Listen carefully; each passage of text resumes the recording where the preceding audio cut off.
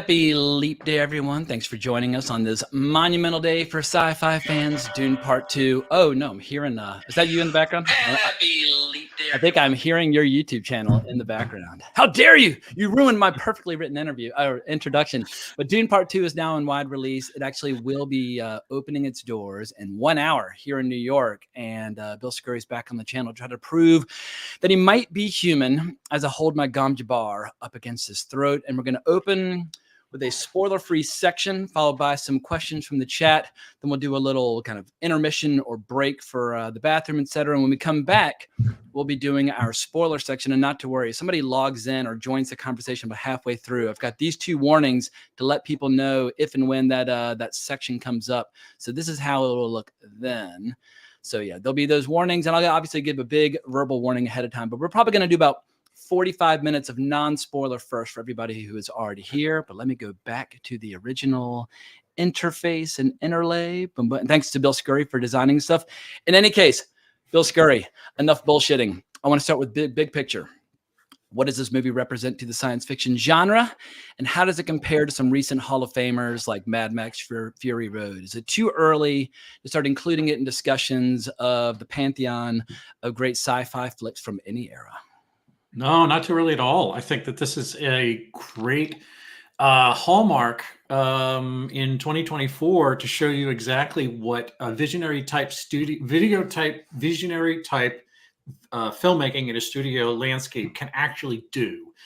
With as pitted and as weird as the market is right now, and as grim as this year is supposed to be, where, I mean, between this and Deadpool, I don't know how many other sure bets there are coming down the pike this year. Kevin Costner's got 2 or 3 Westerns, a lot of weird shit coming. I'll see them, but I don't think they're going to do as well as Dune. I don't think so. But it's like, you know, the thing is, Villeneuve, he came in, he had such a big picture idea of what he wanted to do. And he said the same things before Blade Runner, 2049 as well. And I mean, as much as I like that movie, I don't quite know he got all the way there with it. Maybe he just wasn't as inspired with that as he is with Dune. But I mean, Dune, and I'm going to take this as a whole, much as the same way I think Lord of the Rings. Each of those movies is, part of a gigantic piece. So Dune Part 2 is one 5.5, 6-hour movie. That's going to be the unit the way we look at it. I don't think there was any compromises, even with the fact that they shot the fucking first one during the pandemic, and they probably shot this one with a lot of pandemic era regulations. They probably stretched out that Budapest based and what was it, Jordanian. Abu Dhabi, I forget where they shot that stuff in the desert, but I'm sure it made the production really difficult, a real bitch to do.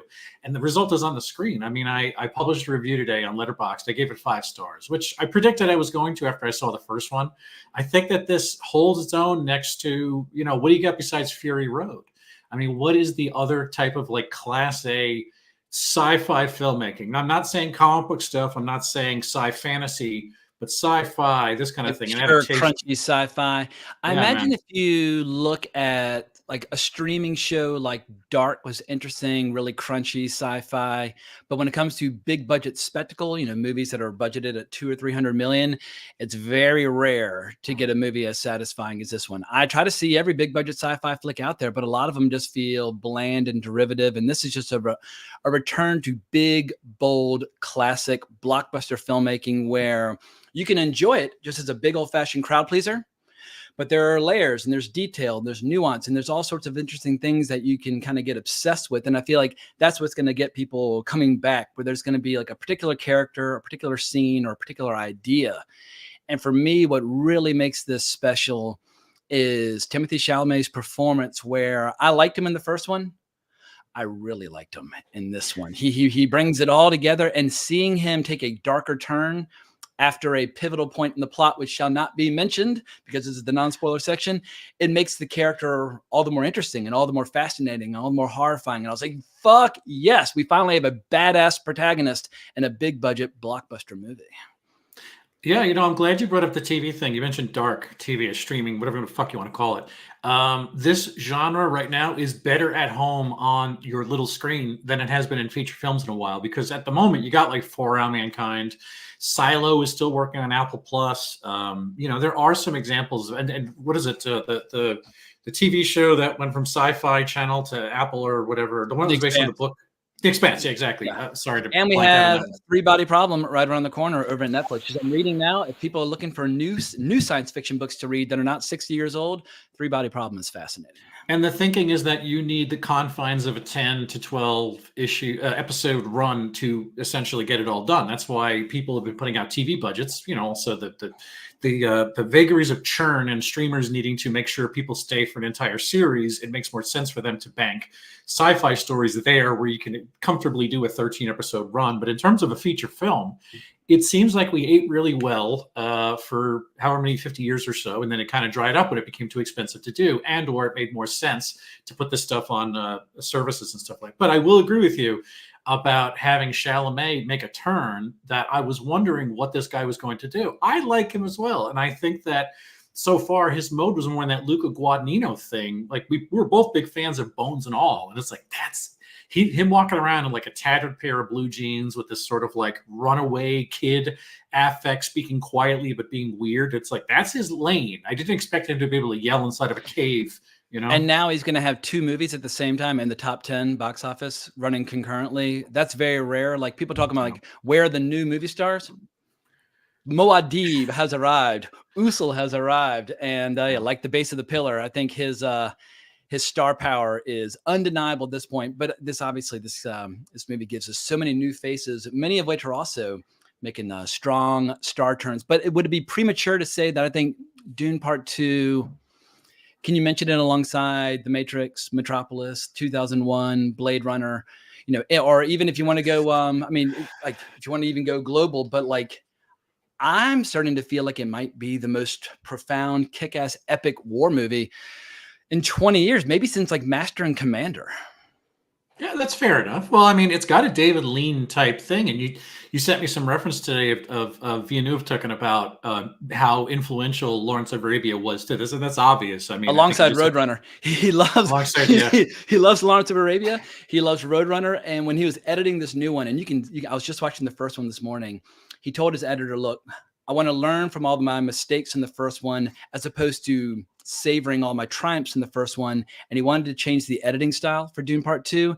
He wanted to make it a little bit more propulsive, and you feel it. The scenes with the worms, once again, no spoilers right now, but the scenes on the worms are propulsive in their momentum, and you really you feel that exhilaration that you're paying for when you throw down your cash to go to the movies. Yeah, there's a lot of that grammar. He also said Akira too. That was another influence, and I think it might have been more cerebral in the build-in. But the visuals are all. But Tetsuo, what he goes through is a similar arc to what Paul goes through in terms of his growing abilities that might be beyond his control. Mm-hmm. Yeah, and you're asking. And granted, it takes until Paul's. I won't say which relative, but it takes a later Atreides to get the full Tetsuo metamorphosis, but we do get there eventually. That is true. But you also, you're asking a lot of an audience to see beyond the worm writing. I mean, I don't know whether the grammar of what Villeneuve is throwing down is kind of like above the basic literacy of what your average theater goer has. Let's say in 1983, the literacy was on the level of a 15-year-old. And it's like, is it possible now that screen literacy is like down to 12 years old, 11 years old in terms of the kind of complex imagery people can absorb? I don't know, but it's like, it reminds me when Lord of the Rings came out. I had a friend who's a surfer guy, loved guitar, but kind of a meathead out in LA. He loved Lord of the Rings, but for him, it was just, he wanted to be in that world. He's like, I'll follow you, Aragorn. He didn't really care about the details, but I feel like that's when you have a successful film, when like 100% of it can appeal to anybody, but maybe 10 or 15% appeals to the diehards and like the real freaks and the real dedicated kind of connoisseurs and that sort of thing. And I feel like, you're making a mistake if you overindulge in either direction, but Villeneuve seems to have managed to walk that tightrope walk. Whereas some of his earlier movies, you could criticize them for perhaps being a little bit too cerebral for a big, widespread kind of tentpole blockbuster success. I think he finally, after all these decades of making movies, has landed on that perfect formula. I think his entire career has been leading up to this point. After Prisoners and what was the enemy? He really pivoted into Sicario after that. And, like it's almost, there's whatever the dividing line in his career when he was making these very cerebral, dark, not even independent movies, but they feel like they were more Fincher oriented examples of like a real depravity. In some cases, it was even a little bit of body horror and just David Lynchian type weirdness, even bordering on Cronenberg. And then Sicario has, like, I would say it has a lot of body horror in it. There's a lot of like depredations of the flesh, weirdness, this idea that you're in over your head. And, but it becomes a lot more cinematic. It becomes a lot more, Western, traditional American filmmaking. So this guy managed to tack over into doing something. He's like adding his, all these Baroque influences that he had up in French Canada for the longest time, and kind of like deciphered and cracked the way of making Hollywood filmmaking, to where now this guy's trusted with this much money to make a movie like this. And then the hallowed company you mentioned in terms of like Matrix and Metropolis, is it premature to talk about that? Probably a little bit, but I'm really enthusiastic about having that discussion because I do think that there's a case for it. Yeah. And what I love, last night I went down the rabbit hole to watching every interview with him that I could from like the last few months, like his sit down with Christopher Nolan or talking about the influences on this film. And what I loved was how he made it abundantly clear that when it comes to adapting these books, it's an enormous challenge. And I feel like we have a lot of filmmakers today where they're like, book, who reads books? I'm going to do what I want to do. But the fact that he's like tortured by like the burden of trying to adapt these incredibly dense, weighty materials. And I was like, even if I disagree with some of the choices, I just love the fact that he's feeling the burden, the responsibility of bringing these very popular books to the screen. But without going into spoilers, let's do a little bit of a side by side, because we can now compare his two films with the first novel. And you and I started doing these live streams about Dune 5 years ago. And we've been almost kind of racked with hysterical paranoia and fear over what the final product might end up be. But now that we can see the final product, what do you think he gets right? What does he get wrong? Maybe we can't get into what was left out until we get into our spoiler section, but in the initial side by side, to what degree do these two movies stick the landing, adapting this big, massive tome? Well, I wonder what the delegation of responsibility was between the co-writers, screenwriters of him. And this is the same team. And again, who else knows who touched it? But it's John Spates and Villeneuve. And I don't know if John Spates was the one who came in and essentially blasted out a gigantic omnibus screenplay, and then Villeneuve goes in there and maybe like tinkers with it and says, okay, here's what we can film and here's how I'm going to film, and I'm going to polish it over. Or maybe they actually broke the bones and really did it almost like a Joel and Ethan Coen type 50-50 split on work. They haven't really talked about the process, but he talked a little bit. He actually likes to write a little bit the way Hayao Miyazaki likes to write, where he writes initially with storyboards. And I think it's fascinating when a filmmaker recognizes, you know what, I mean, he got into some, it was a fake controversy, but he made a few comments about lines of dialogue in movies and how he's more concerned with visuals, and people lost their goddamn minds. But I like the idea of filmmakers realizing, you know what, you can actually write a script with storyboards, almost like you're doing like panels for a comic and then filling in the word balloons. But it seems like and then he would go and work on a draft of the script, and then he'd go back to the storyboards and he'd work on a draft of the script. And I think that's an incredibly organic way to kind of figure out what your movie's going to look like and sound like. Well, your question was how does it stand up with the text? And the language is completely irrespective of the text. And I get that. I love the original 84. Sorry, in the chat, who is that mentioned that? That was Agent Black mentioned. Yeah, he's going to argue about Dune 84. But I love the language that Herbert uses, and there's no similarity in this language, but I get that. We've lost this fight in terms of the character of speech, because you can't have people talk like they used to talk and things. They need to sound like, I mean, they never talked like that, but you do get the occasional quote by Gurney and that sort of thing. But I do miss the musicality of the language of Frank Herbert's text. But as I keep saying in all my videos, anytime I want Frank Herbert's Dune, the book is readily available. Fair enough. And that, the elisions by Spates and Villeneuve, I think, are well placed. They're good ones, because I think that what they needed to do was leave some stuff off to the side, whether it's in terms of plot or it's in terms of description. And I think that what they needed to do was incorporate all these elements that it would be very hard to make Dune now without acknowledging the fact that Frank Herbert had female characters, but they were not as well developed as the male characters. The exception of maybe I'd push back on that in terms of Jessica.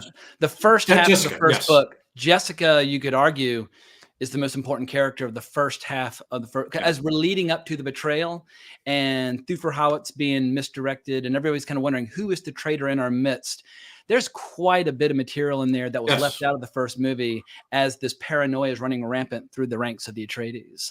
And yeah, Chani in the book is really a character who I think it's been described that she very much takes the Fremen tack of accepting him very easily that he's the Lisan al Gaid. It's not a lot of questioning in the book. And I mean, until until her ultimate fate in Children, there's not really a lot of character building. She's in the background. The same thing with Irulan. Even Lady Fenring was just a side character that they really bulked her role up to get an A-lister in here to do, which I mean, people keep talking about Chani. I'm like, the two big female characters of the story at least of the first 4 books, it's Jessica and it's Alia. Like, it's almost like people want Shani to be like the co-star, the co-lead. I'm like, I get that you love Zendaya. I love Zendaya too. That outfit she wore to the premiere, I think in maybe Paris or London, was one of the coolest things I've ever seen. I get all the love and affection for Zendaya, and I will be seeing her tennis, menage a trois drama in a few short months. But that's not the story. I mean, if you want once again, strong female characters, Reverend Gaius Helen Mohiam, and there are other strong female characters. I think sometimes people are trying to make Shani into something that she was never intended to be. But I liked the way they handled her in the second flick. It's fine. You want to get an A-lister like Zendaya in there. Somebody, who's incredibly buzzy. The thing about Rampling can tell a story. And the thing is, Rampling her face was covered over the entire run. I don't think at any point her face is ever not obstructed by a veil. Such is the power of her storytelling as an actor that they don't mention her name at all in the second movie, and she's in a bunch of scenes, and she commands it with that tonation where you absolutely understand who her character is and what she's doing, and none of it sounds like exposition. She's getting the job done.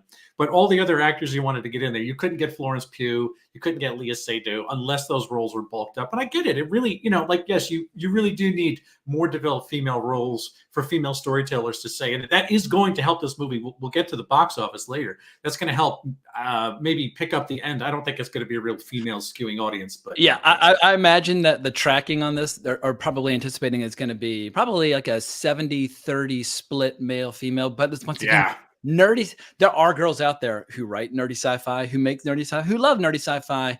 But historically, from 1976 up to the present day, most nerdy sci-fi films fans that I've met tend to be dudes. Not always, but for me, it's always like, all right, well then those chicks who really love nerdy sci-fi, they sound like they're really, really fucking cool. Like, those are the girls that I want to hang out with. But I'm not going to expect my 3 sisters to want to go see Dune. It's just beyond the realm of possibility that they would ever conceive of wanting to see this. However, my youngest sister is a senior in college. One of her closest friends lives, breathes, and dies Dune, reads it, obsesses over it, can't stop talking about it. They're out there. They just aren't the majority.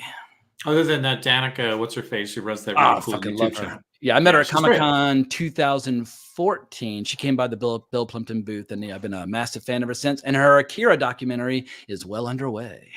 Yeah, she's a real true believer. She's a hardcore. Again, she speaks the truth when you get it. So let me ask you though, because I think that maybe the biggest element was the fact that there's so much on the nose plotting and storytelling about the idea of belief and blind faith and fundamental. They keep saying the word fundamentalism in particular. And I don't know if Herbert actually used, even if he was referring to those terms very obliquely, he wasn't really calling out religious fundamentalism in a way that I think Villeneuve maybe felt like he had to address it today in this sort of weird landscape where, things have not cooled off anymore between Christian, Jew, Islam, etc. Yeah, but in interviews, I've heard him saying that he was concerned with the fact that Frank Herbert was a little, I wouldn't say alarmed, but Frank Herbert at the time the book was published thought that some people had misinterpreted his intentions.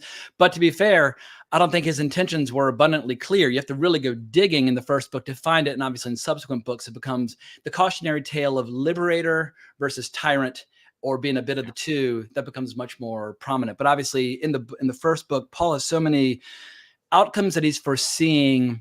Like I'll get to in the spoiler section, but my favorite vision that he has of a possible future is incredibly dark and incredibly ominous, but it never comes to be. So it's being teased. But once again, you really have to go dig into the text to find Frank Herbert's meaning. But it's a book. That's what you're supposed to do. It's not supposed to be spelled out. You're supposed to do some of the heavy lifting. Yeah. Well, I mean, I think that, the idea that there's so much mention of things that, I mean, let's be honest, Herbert based these characters over like Bedouin, Berber, North African people. There's so many references to desert dwellers, and he was taking it from those people he knew best, who do that sort of thing. People What who about the deserts of Oregon, baby? You Yeah, got 50, you got a 50 mile stretch, because I believe he was visiting the sand dunes of Oregon when he had the idea for the novel. So it's like having to, in the old days, 1965, I should say, Herbert didn't have to really extricate, because I think a lot of people did not have this, dial-up access to all this culture, where if you wanted to know about North Africans and people who lived in the Middle East, they were still this weird, far off, mysticism, this quotient of exotic things. But now it's part of the real, it's your news cycle. History is being made in that part of the world every day.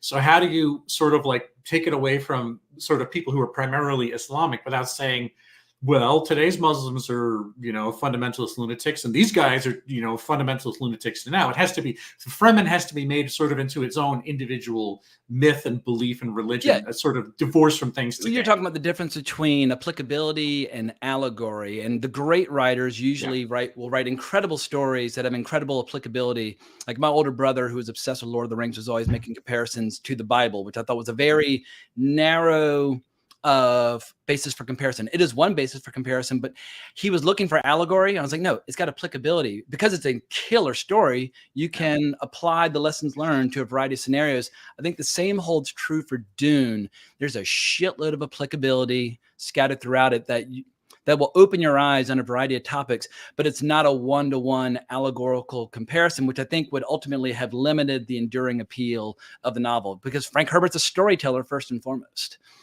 Yeah, and there's just the sort of like bog standard concerns that adapters have in terms of like what's the damage a novel's going to take coming through the atmosphere, becoming a movie as it finally hits the ground and the crust of the earth, an impact crater.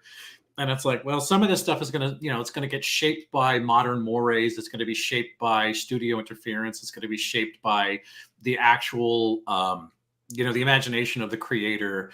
And again, it's like, I'll reiterate by saying, I think that whatever changes Villeneuve made, I really trust him. Some of these guys, I think, are, absolute, dunderheads. I think they're completely foolish when it comes to adapting things, because they sort of miss the point a lot of, you could say Zack Snyder taking over Watchmen. It's like, well, he saw the comic book panels, but sort of missed the point of the story. I don't have that feeling at all with Villeneuve, and I haven't read really many reviews where people think that he wasn't the guy for the job. It seems like we're almost all on accord about of all the filmmakers alive today. He's the one. He's the one you want for this. There's no other close second. I mean, some might say Christopher Nolan, but it's like when you watch interviews of Denis Villeneuve, he's just, I could listen to him talk for days. He's so fucking funny and so insightful and so enthusiastic and so passionate.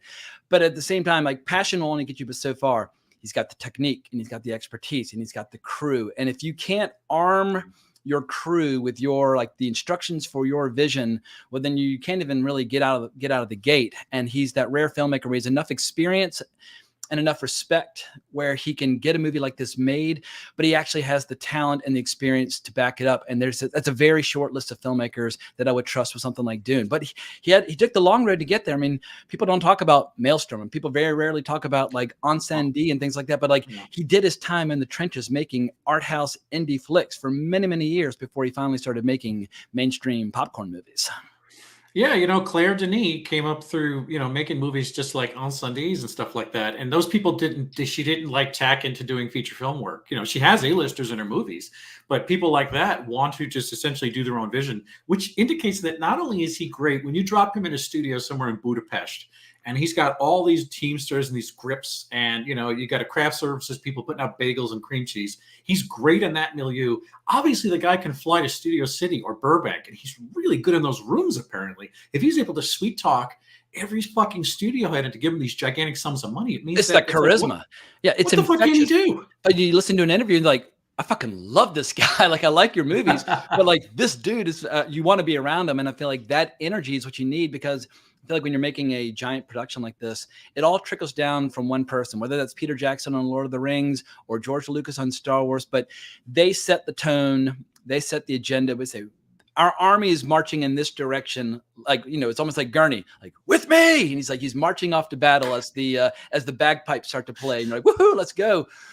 But in a way, you almost have to be a messianic figure to make a good movie, because there's so many obstacles that are going to ruin your movie along the way. And we see guys, not to digress, but like 15, 20 years ago, a martinet like Brett Ratner was widely considered to be a guy who's good in the room. That was the quote that followed him around. I think it was based on either Entertainment Weekly or Rolling Stone article. What meant that guy was able to backslap and tap dance and glad hand people in Burbank. And it's like, it turns out he was just shit filmmaker, but no one ever bothered to find out. But he had hits. Rush Hour, that opened a lot of doors. And his career imploded after 2006, where he just really couldn't make a movie anymore that didn't have Jackie Chan or Chris Tucker in it. He produced One Day Since Yesterday. Oh, that's true. That is right. Yeah, good old Billy T. All right, I shouldn't slander this guy any more than I already have.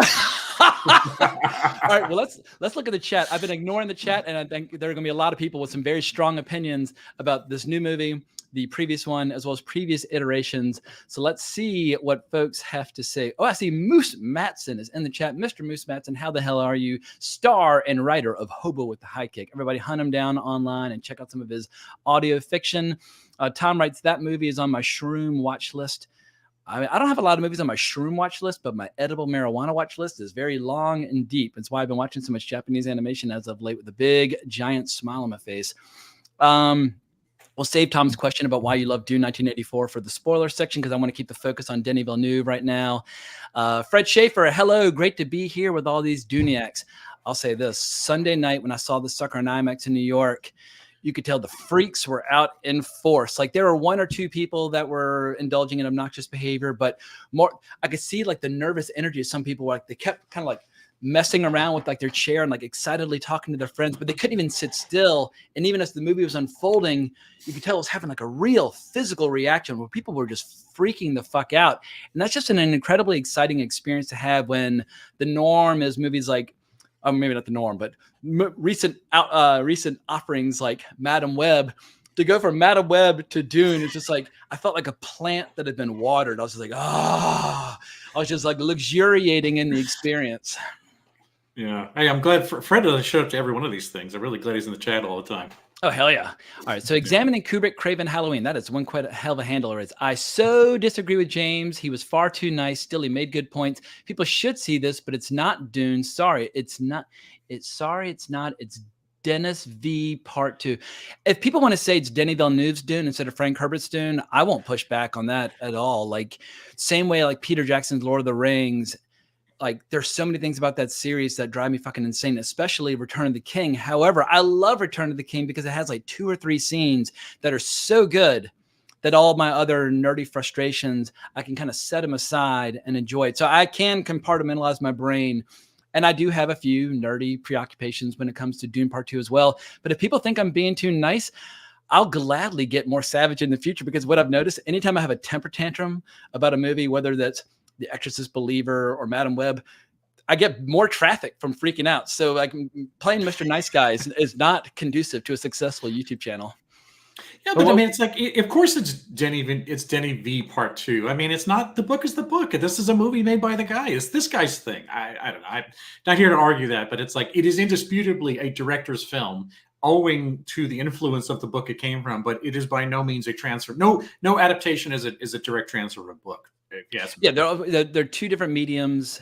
And when you see, there are examples of shows and movies where they try so hard to include all the information that they forget to be a movie. Like, I was watching the Spice Diver edit of Dune 1984 last night, which it was interesting seeing how much additional information he managed to include, but more information didn't necessarily make Dune 1984 a better movie. You still need that polish and the great editorial transitions and things like that. So more information is not necessarily better. But obviously, as someone who likes the information, I would like them to try to include as much as possible. 2 major areas that were not included in this film, but we'll save that for later in the video. But Adrian Mendoza says Timmy is now a movie star. I think that is undeniable. For me, a movie star, I have a very simple definition. Can they open a movie to big box office irrespective of the project? Like in the 90s, we had a lot of movie stars like Denzel Washington, Julia Roberts, Brad Pitt, whomever, where people would just go see the latest Julia Roberts movie irrespective of the content or the topic or the franchise or whatever the case might be. Can Timothée Chalamet open a movie that's not Wonka and not Dune? We shall see, because I think he's got He wants to be Leonardo DiCaprio. That's the path that he wants to You follow. know what? You're going to have to say it's going to be a point where you're going to have to keep mentioning the movies a movie that's not all the movies he's made, and he's been in only almost successful movies generally. It looks to me like he's got the stuff so far. You can continue. You can say that he's not the reason Wonka or he's not the reason Dune went off, but it's like it looks pretty fucking good to me so far. I put my money in this guy's felt by the chance. Let's get totally gay for a second. He's attractive as hell. He looks great. The girls want to eat him alive. He's involved with all these Kardashians and whatnot. Like as far as like celebrity lifestyle goes, he's a total baller. But he packs the gear. He's got the chops. He knows how to fucking deliver that emotional intensity. And in a scene that you see in the trailers, it's not a spoiler, but when you see him screaming silence at one particular Reverend Mother, I was like, dude, he's got the fire. He's got the intensity. I think now all he needs is just to continue to exercise good taste and working with good directors like Luca Guadagnino and Denis Villeneuve. Yeah, that's a key. That's a key to it too. Absolutely. Yeah, like when you look at film actresses like Léa Seydoux or Mia Goth, or you look at actors like Robert Pattinson, like the ones who have had sustained success for 10 or more years, at the core of it is always great taste. Or I'm totally blanking on star of Poor Things, Emma Stone is great taste. Emma Stone is great taste. Once again, sustained success over 15 years, but it all boils down to great taste. But another comment, we got BK makes, did Villeneuve lend Mangini to Nolan in exchange for King? Any scuttlebutt on that note? I'm embarrassed to admit, who is Mangini? Is that the composer or DP, or who's the crew member? I don't know. I can't seem to see the name Mangini somewhere in here. Looking on IMDb. Yeah, if you can rephrase the question and shine some light on my own ignorance, because I'm unfamiliar with the reference to that particular.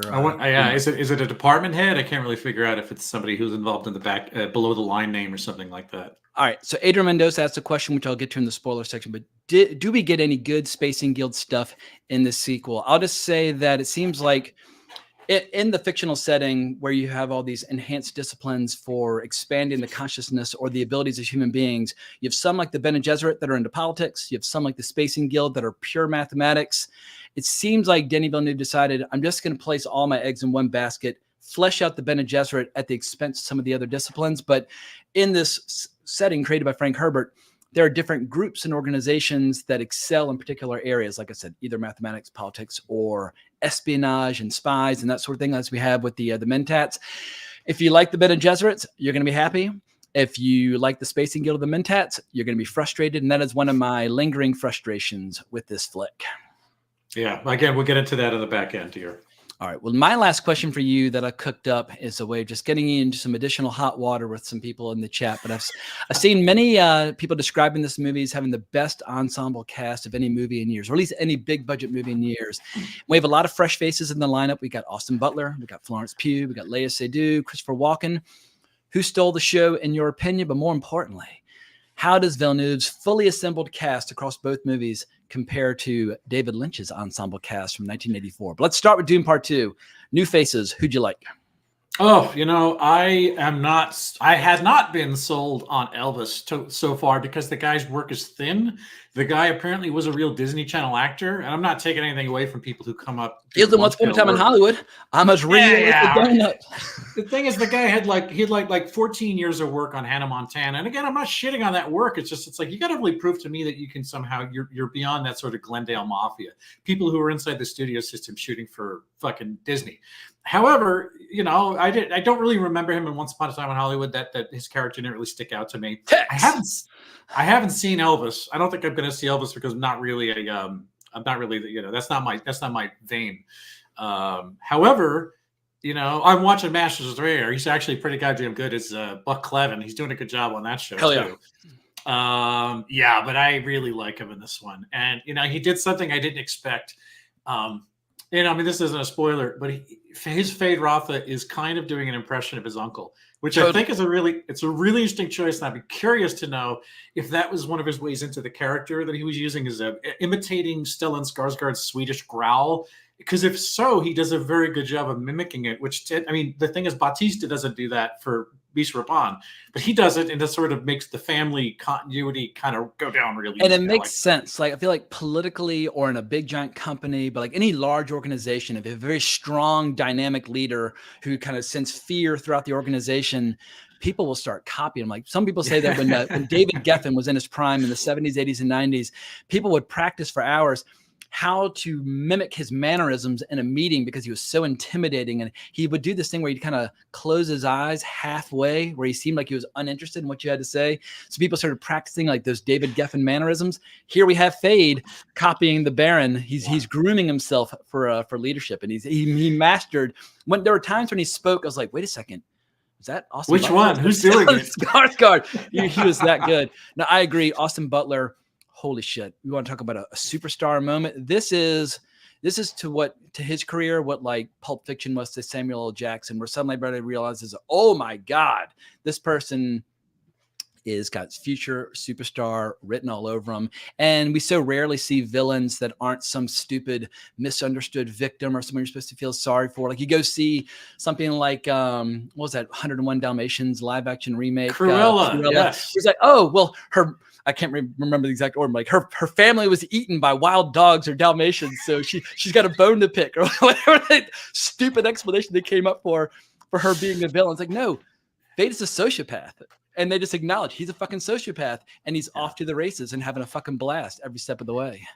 But I mean, this cast is deep. I mean, it is stacked with all these A-listers. And the thing I worried about, not just Austin Butler, how he's going to show up, but it's like, why are Léa Seydoux and Florence Pugh being cast in roles that, so far as we know, really don't have this gigantic reflection in the book?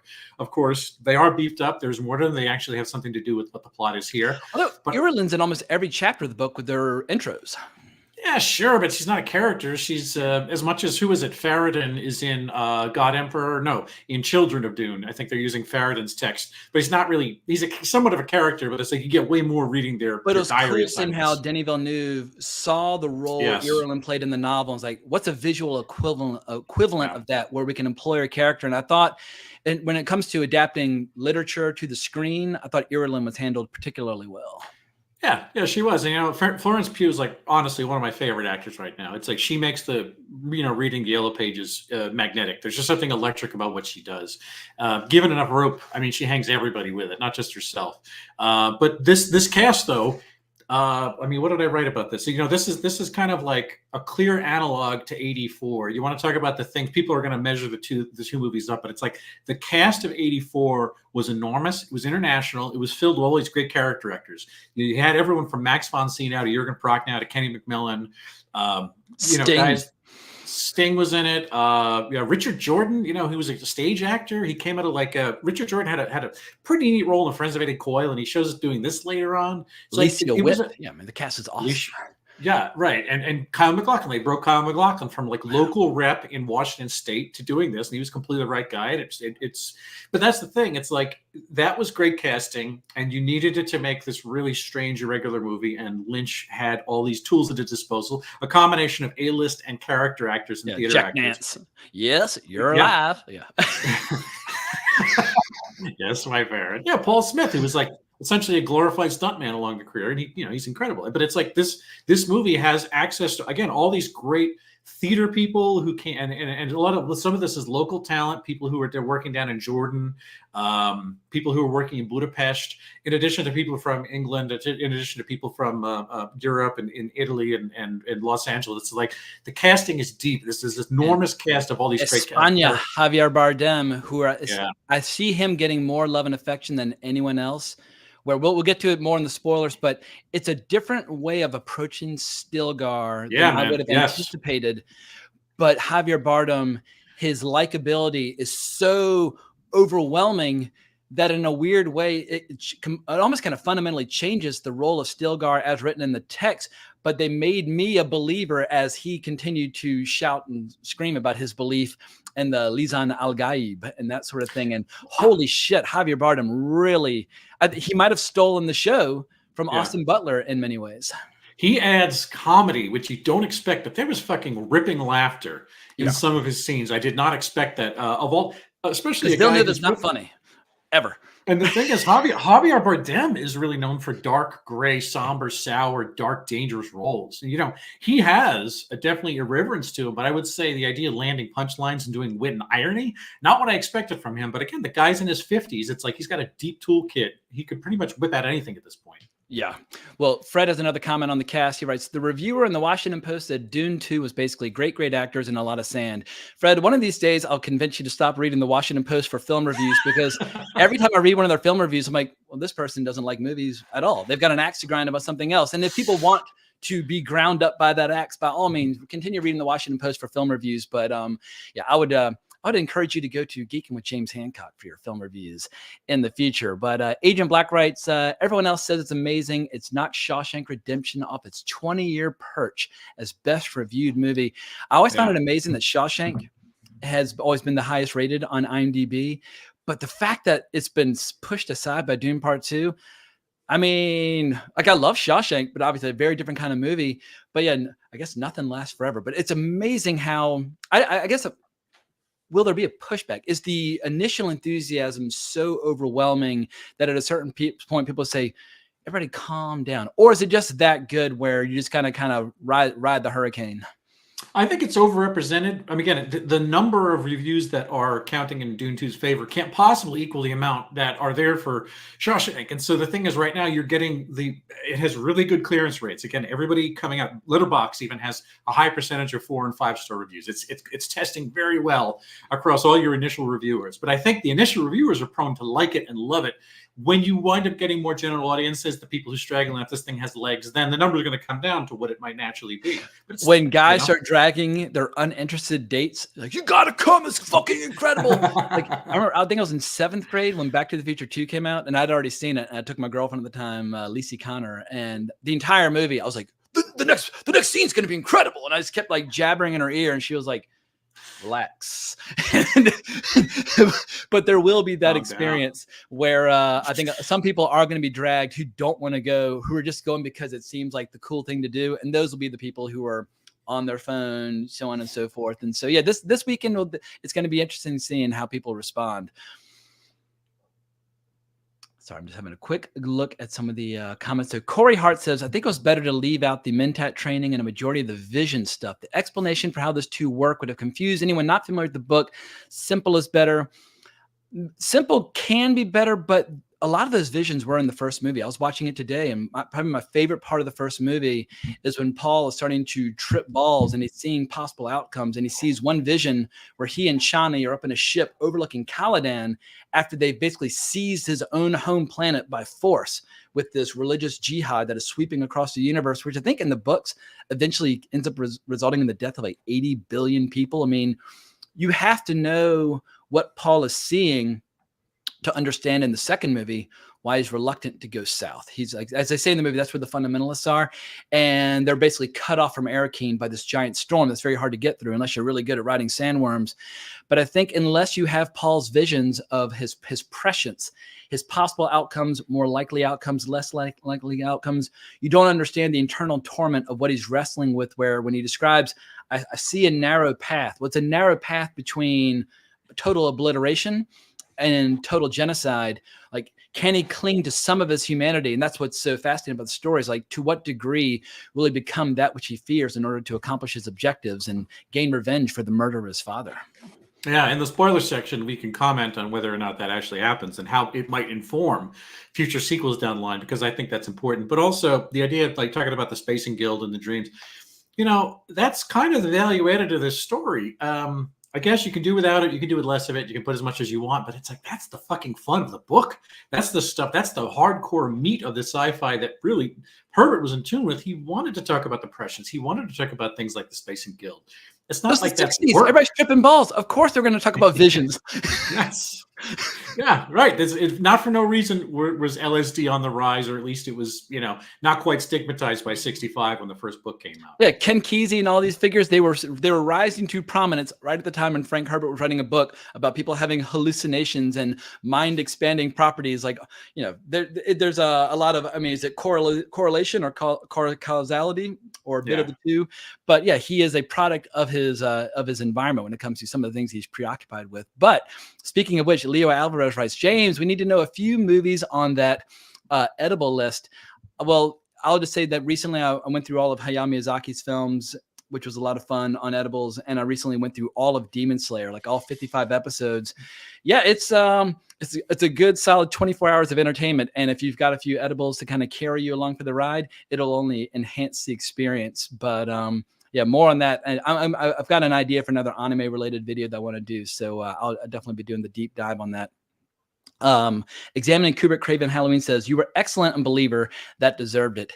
Yeah, Exorcist believer. I don't want to taint this conversation by referencing that too much, but the norm now with franchises that I love, whether it's The Exorcist or Dune, the norm is I expect to not only be disappointed, I expect to be enraged or irate, and maybe I cling to these books a little bit too tightly.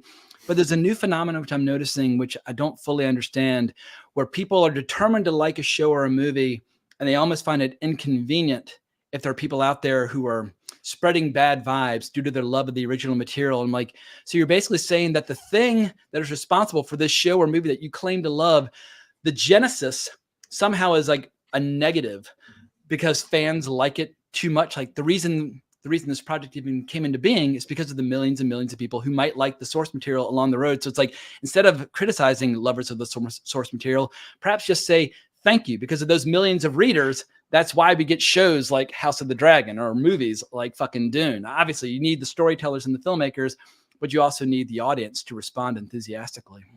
Yeah, BK Mix, by the way, points out that he was talking about Mangini, the sound designer. Gotcha. He switched him out from part 1 to part 2.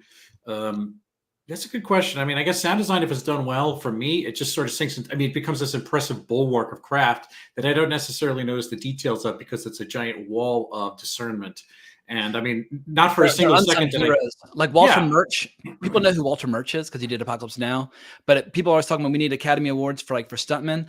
But I think people who love great cinematography or great editing or great music or great acting also need to make room for great sound design, because movies, like when you watch the Spice Driver cut, the lack of studio level sound design hurts some of the sequences that he's trying to restore. Yeah, you can't smooth it over. And by the way, if you haven't watched Spice Diver, I say this every time we do a podcast on Dune. Fucking download Spice Diver. It's a great long cut. It's not. It is just merely for completists, but fucking watch it because it's a completist cut.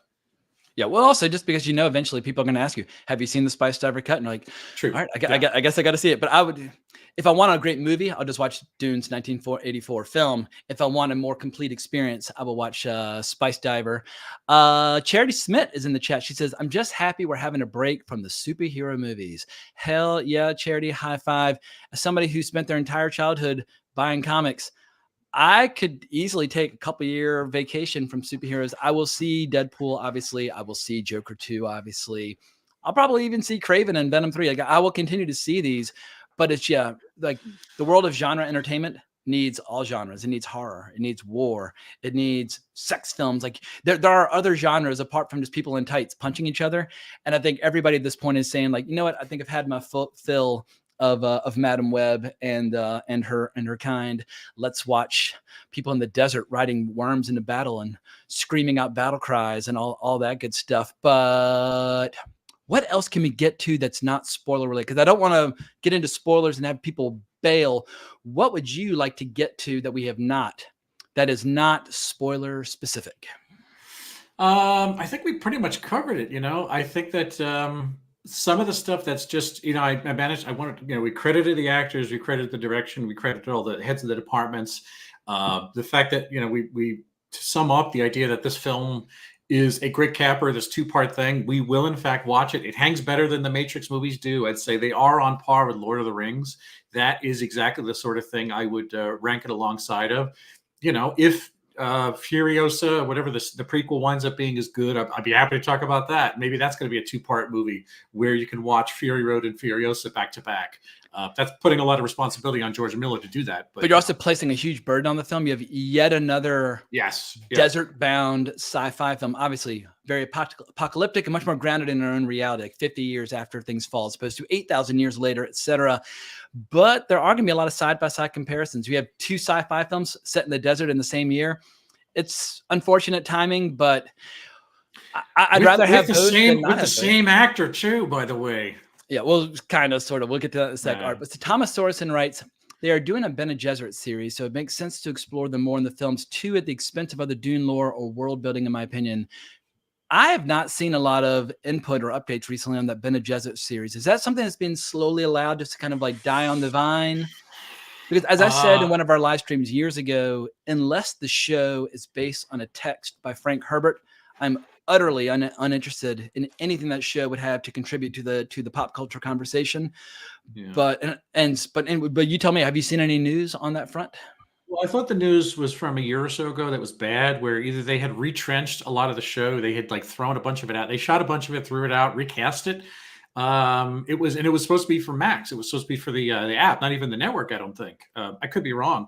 So I haven't heard anything about whether it's been kibosh, but it was supposed to have the lead. Oh shit, I can't remember. Was it a French actress who's the lead? Supposed to be the lead Reverend Mother. It was somebody like an Ana de Armas type. Someone on the crawling up into the A-list, someone who's a real buzzy international actor. And obviously their quote must have been right, because they're going to probably save a lot of money on salary by shooting it over either in Budapest or France or England or something like that. But so far I haven't. It's not good that we haven't heard about it. We haven't heard about it, especially now. It's like this would be the time to kind of. I'd say the opposite. I think it is good that we haven't, because it means maybe it'll just go away and we won't have to see a divisive show come along that creates yet another pop culture civil war on yet another front. Like I've already got enough emotional energy directed towards Marvel and Star Wars and all that kind of stuff. Let Dune just remain Denis Villeneuve's interpretation of Frank Herbert and just leave it at that.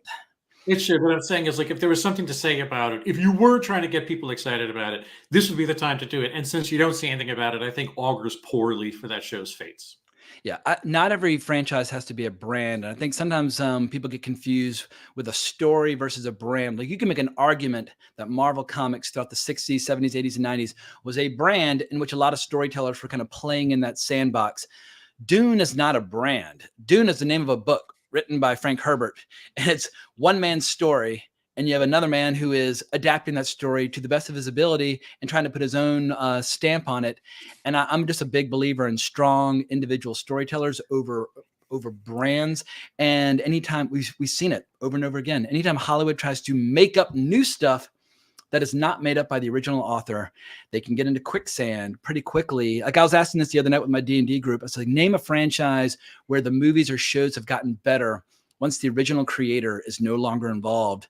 And the only example that came up that I found really compelling was like early mid 90s Star Trek, after Gene Roddenberry was no longer involved, but like you had multiple shows and movies, and it really found its sweet spot in that period for a couple of years there. I was like, all right, that's an excellent example. But usually once a franchise no longer has the involvement of the original storyteller, the rot sets in. That's a great example, and probably the best. It is, and it's like in no way, shape, or form to defame Gene Roddenberry and what he came up with. I mean, we all sit here in his sandbox every single day, exalting his creations. But what other people managed to do with it, especially when Gene was kicked out and barred from input to motion picture and movies like that, it went to the guys, people like Harv Bennett. Later on, Harold Livingston, the guys who wrote Star Trek: The Motion Picture. Yeah, it tends to take off at that point. I don't know how many other examples there would be of that, but that's the greatest one. Yeah. Well, Lord of the Rings trilogy, I mean, Tolkien had been dead for decades, but you very clearly had a filmmaker where Peter Jackson said, look, this is my interpretation of the version of Lord of the Rings that I would want to see. And so he put his vision in service of yet another vision. And whether you have read those books a million times or never read them at all, somehow he just magically made those movies very satisfying. And I think a lot of people, they love Dune Part 2 so much, they don't even want to hear any criticisms at all. But for me, even the most perfect movies ever made are open to criticism. You take my top 10 favorite movies that I've ever seen, they're all, I guess maybe when people hear the word criticize, I think you're being mean or whatever, but it's like, yeah, I don't think there's any such thing as a perfect work of art. So they're all open to discussion. But here's an interesting comment from Karen Pierre. Dune 2 requires no explanation, no review. It is amazing. And God bless Denis and Frank and all the cast that gave their all for this venture. Here. I think if you can excite that level of response and reaction and just enthusiasm, there's something magic in that water. There's something, I mean, your water shall mingle with our water. And I think right now, all of our waters are mingling together, and it's just resulting in this incredible experience that no matter what vantage point you're approaching it from, we can all exchange a high five, high 10, and say, yeah, isn't it fucking cool that we have this monumental film to discuss and share and be enthusiastic about? And there's a very good chance that come November, December, it still will be the most monumental kick-ass flick that we will see in calendar year 2024. I would like to believe there's room for more movies to make an equal impression, but this might be it as far as blockbuster movies go. I think even in a good year, we'd still be talking about it. There's no fucking way I'm going to forget this. When I'm hacking out my list to somewhere on Twitter, or Letterboxd. This is, come on, man. This is going to be in the end of the. And I would dare something to come and top this. I don't see any holdovers coming by the end of the year. Godzilla X Kong. Godzilla. Oh Jesus, that's right. They're just showing up too. I mean, the fact that we just had Godzilla minus one, and now we're getting Godzilla X Kong. It's like, it's going to be, when you want to talk about compare and contrast and side by sides, to see a Japanese version made for 15 million and an American version made for like 300 million. It's going to be delightful. I've got Martin Kessler coming on the channel in a few weeks' time to talk about the last 3 movies made in Japan versus the last 3 movies made in America, and just kind of, go to war and see what it's all about. But Sierra Clayton writes, my entire family is waiting with bated breath to see this. Apparently another great gift from genius Denis and more brilliantly multi-talented Zendaya. What's interesting, I'm seeing more and more a lot of people saying that not only do they think that Denis Villeneuve is the greatest filmmaker in the world, a lot of them are saying he's just straight up their favorite filmmaker. And while he's not my favorite filmmaker, I think film culture will die if in any given era you don't have filmmakers that you can look to and say, yeah, they're my favorite filmmaker ever. And I see these polite, enthusiastic conversations between Nolan and Denis. I get the sense that Nolan is going to see Dune Part 2 and be like, oh, wow, my rival / friend, it just gave us the best movie of his career. But I hope it's going to, the response it will invoke is after Tarantino saw There Will Be Blood, he's like, ooh, I need to up my game. Paul Thomas Anderson has outpaced me, and it's time for me to make Inglourious Bastards. I hope Nolan's going to see this and be like, all right, hold my beer. I've got something special coming to after Oppenheimer. What do you think about when it comes to just like what these two filmmakers represent to this era right now in their creative rivalry? Yeah, I think that there is going to be a little bit of a friendly rivalry, but my question is, it's like, who does Nolan compare himself to? If you were to ask me, for instance, Kubrick. right now, maybe Kubrick, yes, but I would say like my off the dome, I say that like Jim Cameron, for instance, thinks that he's in a 2-man race and only Spielberg is the other guy in that horse race. So I don't think it's correct, but I would believe that somewhere in Cameron's brain, he thinks he's only competing for legendary status of all of history with Steven Spielberg. That's his only competition. At the moment, who does Nolan think he's punching against? I don't think Nolan thinks he's got a lot of competitors. I think Nolan has such a starchy air. And granted, he's tried to like lance it a little bit during this Oscar run by being more personable and human. He's doing podcasts. He's sort of laughing and grinning, deflating this attitude he's had about being a starchy Englishman with a garage filled with maquettes and figure drawings and sculptures for movie inspirations coming down the pike. But yeah, Villeneuve, I think, is the guy, most like him, of somebody who's able to put together an entire idea. However, I don't think Nolan could do what Villeneuve could do. I think Villeneuve could definitely do what Nolan does. I think Villeneuve could go back to doing small character pieces. And I don't really know if Nolan has interest in doing something like Prisoners, like Incendie. I just don't know if Nolan had that inside him to do. As small as he got was Following, and Following was just throat clearing until he became a more ambitious filmmaker. But nonetheless, I could see Nolan being a little jealous over the fact that, his suzerain may be encroached a little bit by having this guy who's really good at doing exactly the tapestry that Nolan has kind of pioneered as his own.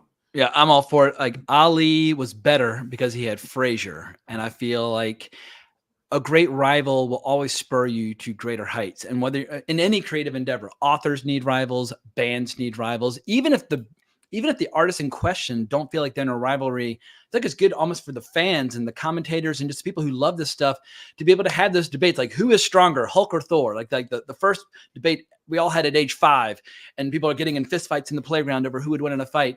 And now we get to see people having fights on social media. Who's better, Christopher Nolan or Denis Villeneuve? And there are some people out there like, I hate both these filmmakers. Stop fucking talking about them.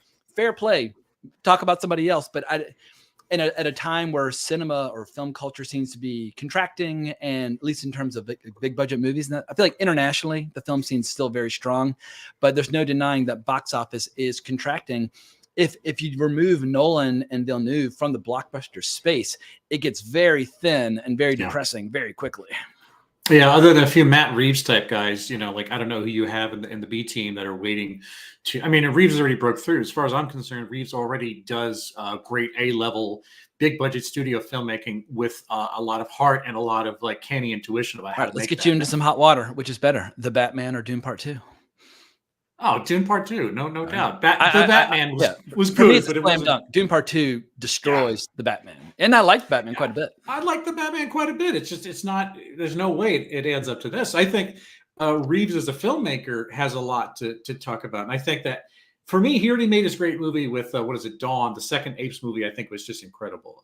That indicated, like, I want him to hit that peak. So incredible, you can't even remember the name of it. It was either Rise or Dawn. I forget what the fuck it was. You know, was it Dawn or Rise? Dawn of the Planet of the Apes? Yes. No.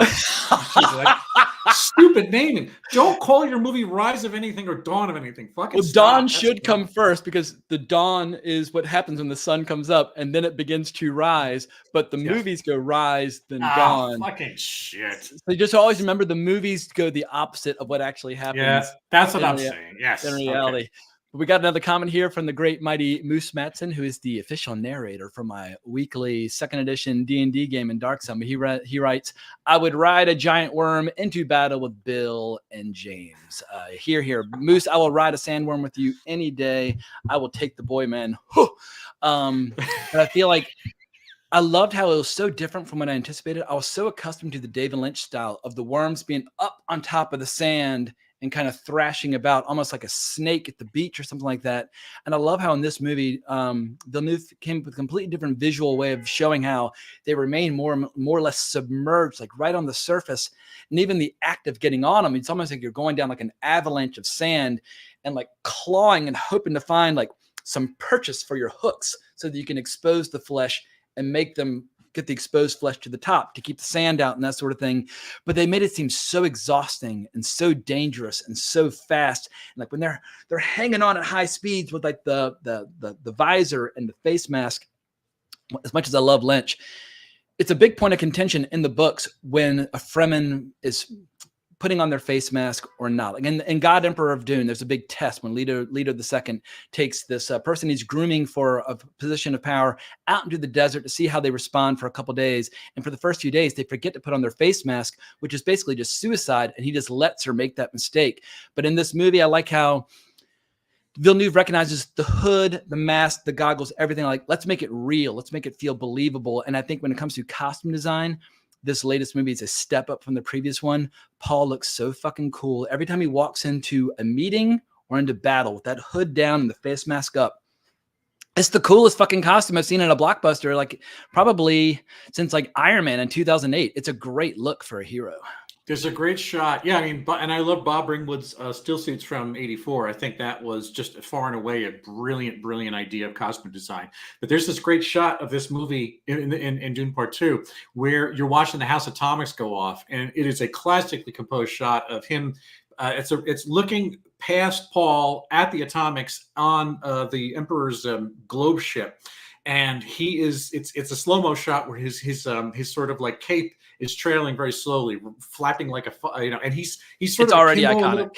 Yeah, he's sort of a Kimbo. And, again, with the costume design, the weird thing is that you can tell each person as they walk into the scene in silhouette. They're even though they're mostly wearing the same thing, they're dressed that you can actually pick out Zendaya from Chalamet, from the other Fremen, from Javier Bardem. That's really good, essentially, accoutrement, getting the guys right. So because everyone looks the same if they're covered, you have to really tell them in other ways. Yeah, and that in the first Dune, I had a problem where when the attack on Arrakeen, there's a scene where you have Atreides and Harkonnens and Sardaukar all fighting, and you can't tell who's who because their outfits, when first and foremost, they were similar in design, but they had sand all over them. So everybody looks the same.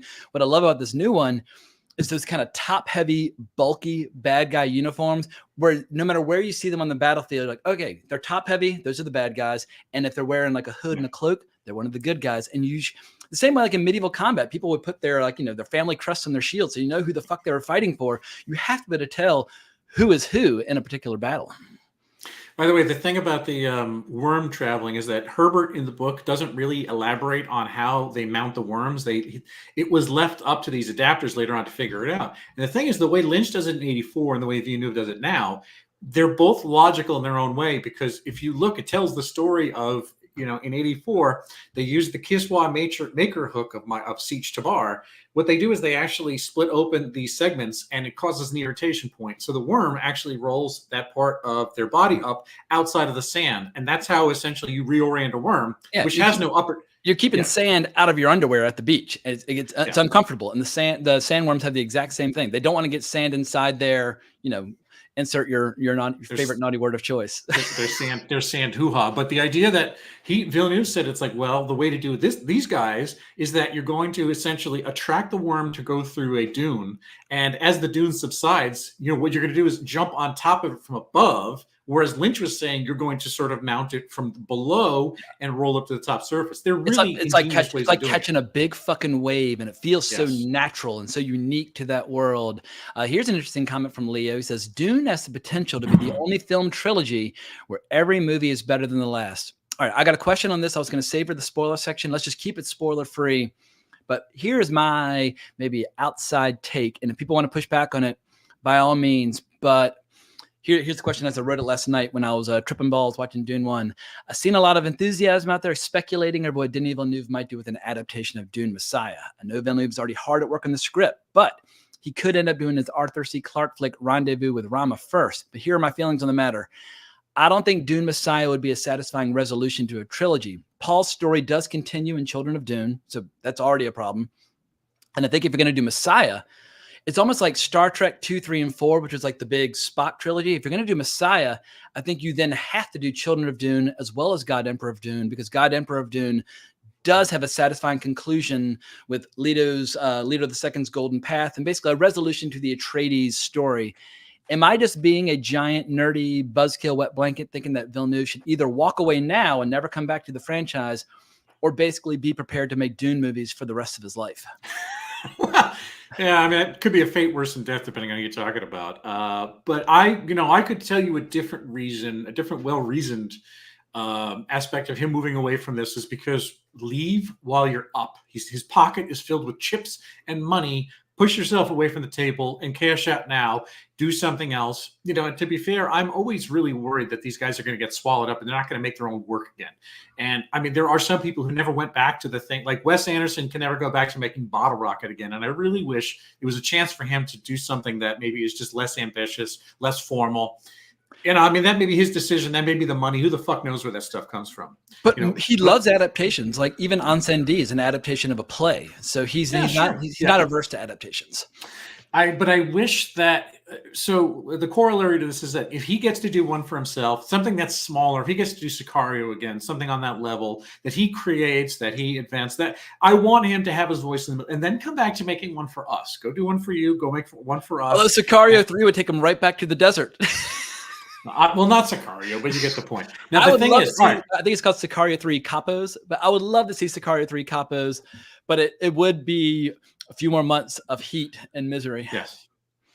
If he came back and if he did a Dune 3, that is, I kept typing shit in my notes here, like retrenching. I'm like, what the fuck? How would I even begin to frame this argument? Because it's like exactly like you say, when you get to the end of Children, it doesn't make sense to do Messiah without doing Children. The problem is there's like 13 years between Messiah and Children because the kids are born at the end of Messiah and they're like 10 or 12 or 13 years old when Children ends, because there's a gigantic gap of time. But then it's like, it doesn't really make sense because it kicks into God Emperor, and that's, yeah, I think you're left with this situation where you'd have to strip it for parts. You would have to pull apart either each book and make a completely new story and invent an ending that somehow is the capper for the trilogy. How the fuck you would get there? I'm glad Villeneuve was way smarter than I am, because I'm not the guy you would deputize this to. But I just know that there are so many great characters in those two books, and there are some great turns of phrase. I would love to see the atomic bomb go off, which eventually, helps to seal Paul's fate. That there's some great scenes in Messiah and Children of Dune, with the sand trout. The question is, what rapper? With Alia, Alia gets a lot of screen time in Dune Messiah, as well as Children of Dune in a different way, but I don't want to spoil Children of Dune for anybody. We've got a super chat here from Psycho Hobo. I don't know if that's a close relative to Moose Matson or not, but he writes, I missed the trippy prescience from the book. The Water of Life scene was a letdown, and Paul's visions were so bland to look at. So this is getting into spoiler territory, which I do want to get to. We've been going an hour 10. All right, so maybe it's time. Here's what we're going to do. I'm going to go ahead and post the Dune spoiler warning, and we're going to do a quick pee break. I've got some music from Diablo 2 to keep you entertained while I make a mad dash to La Toilette. We'll be back in about somewhere between 1 to 2 minutes to answer this question and start diving into some spoilers. But here's the Diablo pee break now.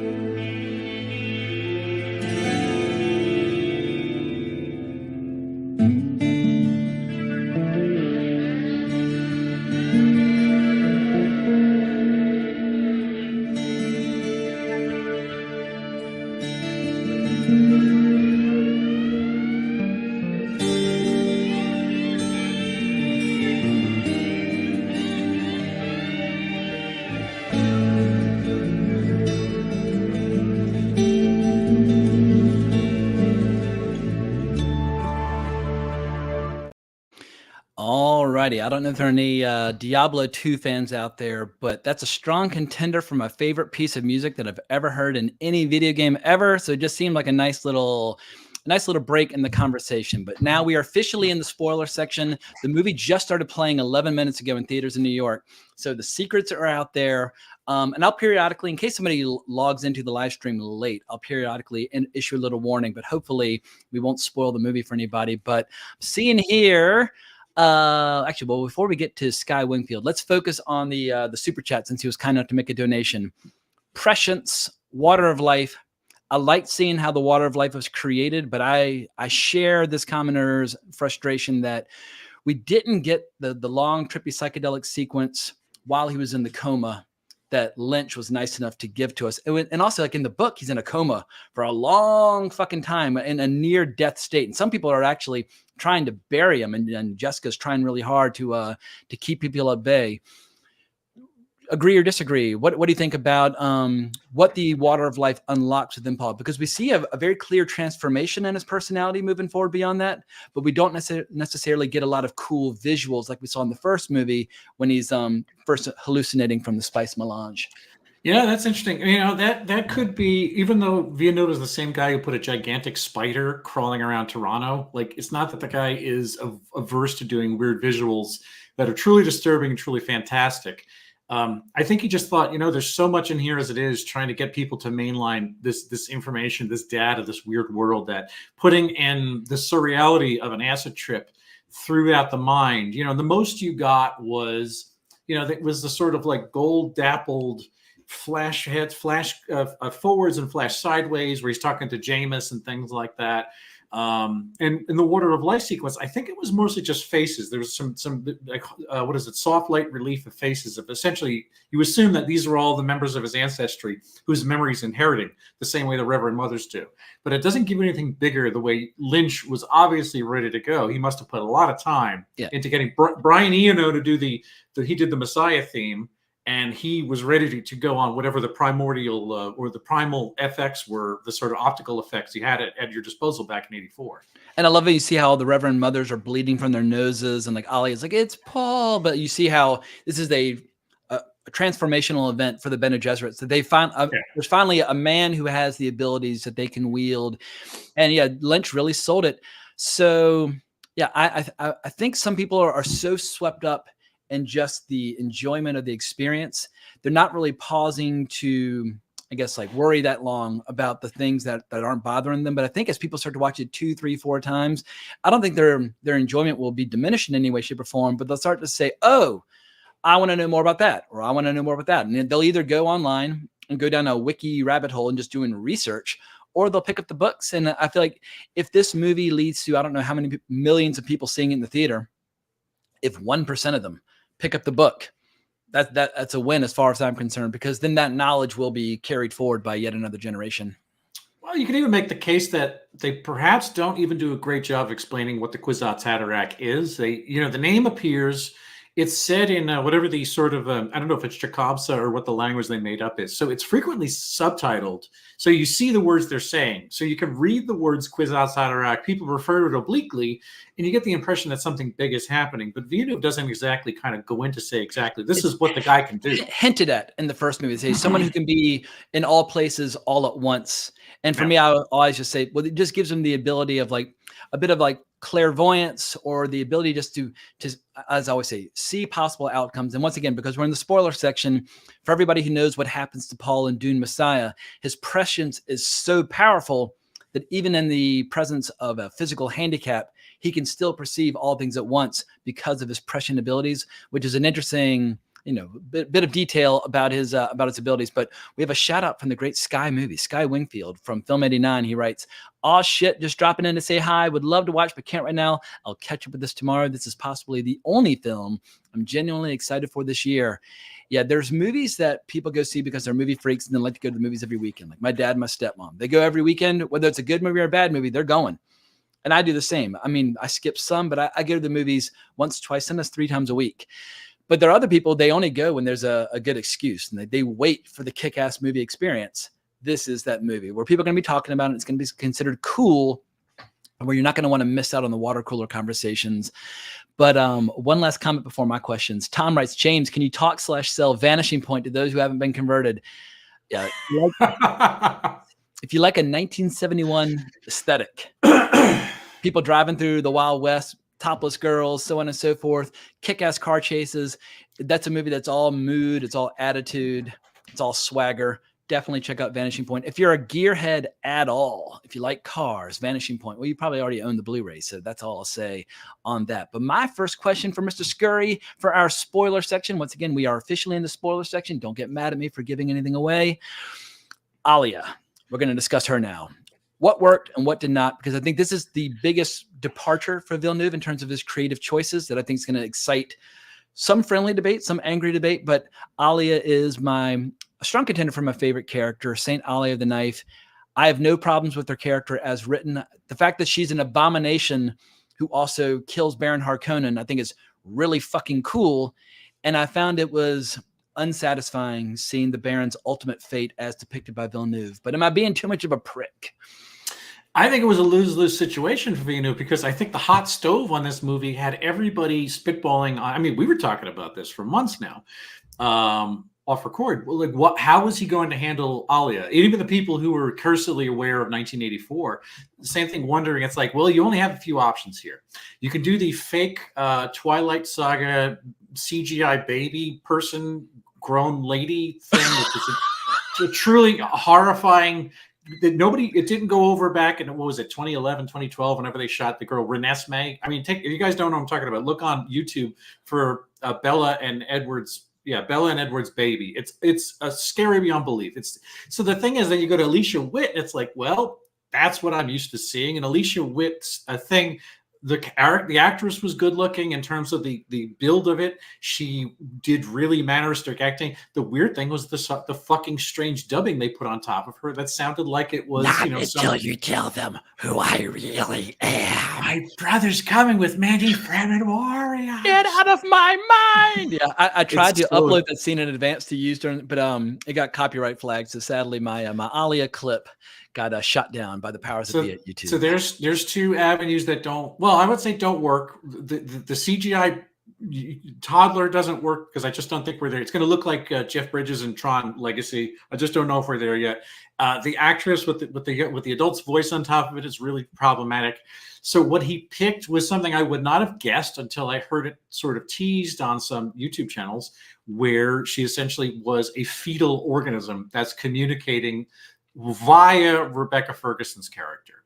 Which serves the purpose of giving her more lines. If you want to keep Rebecca Ferguson active in your movie, when you're reading the book, Rebecca Ferguson, or Lady Jessica, she fades a bit in the second half as Paul kind of takes over the story. Yeah. So I think that was it was a creative solution to keep Rebecca Ferguson more active. But for me, it's like if you're casting Anya Taylor-Joy, who people love and adore, and that's awesome casting, I want to see her. I mean, granted, we still have Dune Messiah to look forward to at some point down the road, but she might be 40 at that point. Anyway, I thought Anya Taylor-Joy was pitch perfect casting.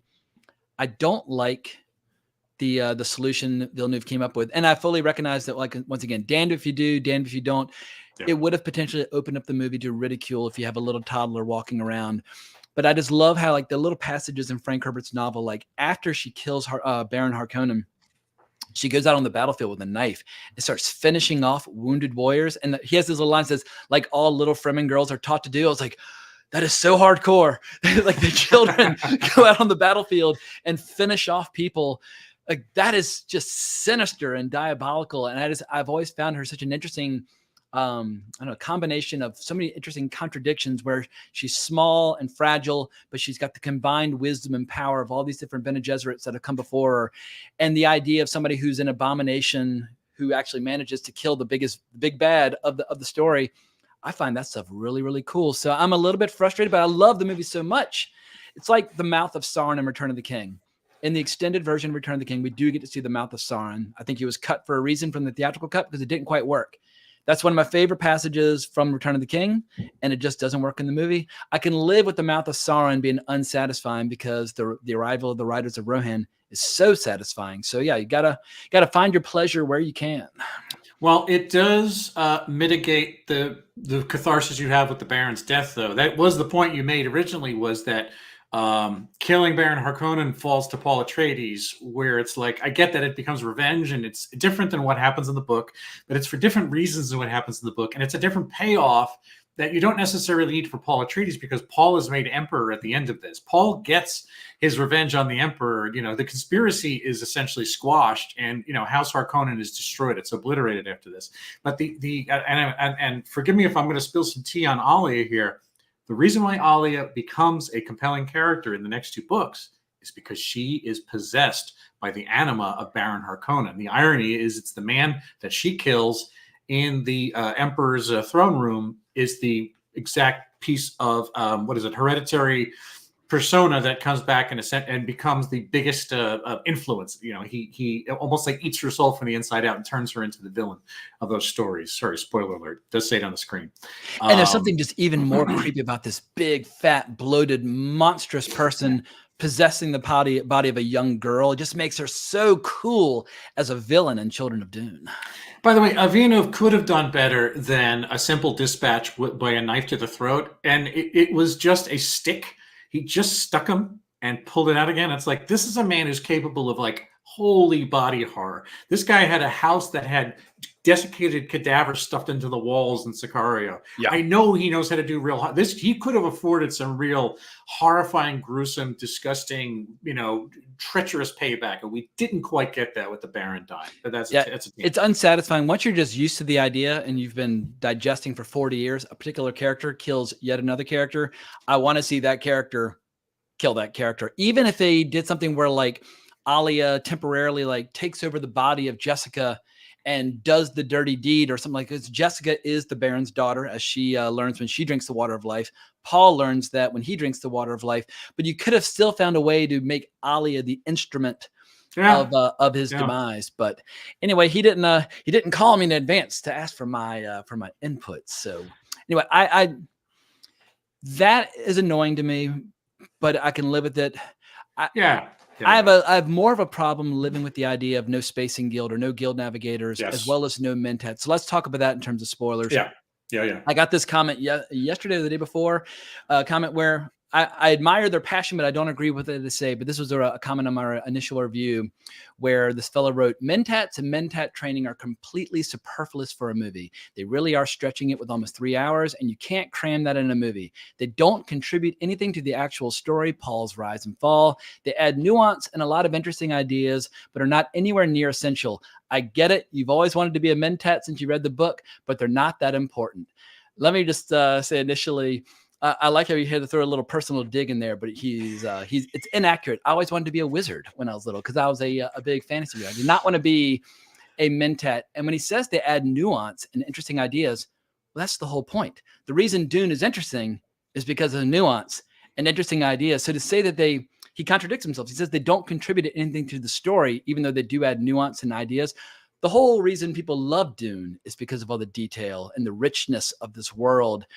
And I think it's a mistake to assume that Bene Gesserits basically have like a corner on the market when it comes to enhanced mental abilities. In this new fictional setting, there are a variety of disciplines, and I think they should at least be acknowledged because the mentats were there in the first movie. Like Piter's there, Thufir Hawat is there, and they vanish entirely. I don't even know if anything was shot or if it got cut. Well, what do you think? With Stephen McKinley Henderson, I'm guessing he wasn't even in the second part. There's plenty of roots. He could have been in the crowd at Geedy Prime. You could have showed him with a very sullen look on his face when they're at the gladiatorial arrangements, where you understand that he's there against his will and has no choice but to be in House Harkonnen now. That would have told the story through just a few things, you know. Give that man a raise. I 100% approve, because that basically it becomes an unwilling participant in the Harkonnens, but his programming and his training is such that he kind of almost can't help but be a mentat, even if it's in the service of somebody that he ultimately despises or looks down upon. But I'm seeing some more. I've seen another super chat. Psycho Hoba writes again, I find it interesting that Dennis wants to end the series of Messiah because from the interview I've seen, it seems as if he finds the rest of the book so weird and impossible to adapt. He's not wrong. Yeah. I think people who love Dune, they want more Dune. But I think there are a lot of people who have not read the books who think that the subsequent books are just more epic, bloody warfare, and that the second book's going to be all about, Stilgar flying into battle and fucking people up in outer space, fighting the other great houses. It's basically a lot of like courtroom drama and that's palace intrigue. Yeah, palace intrigue. It's a very different kind of experience. I think Dune 1, or the first book, it's such a classic scenario. Royal houses competing for power. One gets betrayed, and then they need to seek revenge. Like, it's a very simple, epic battle story with a lot of ins and outs and that sort of thing.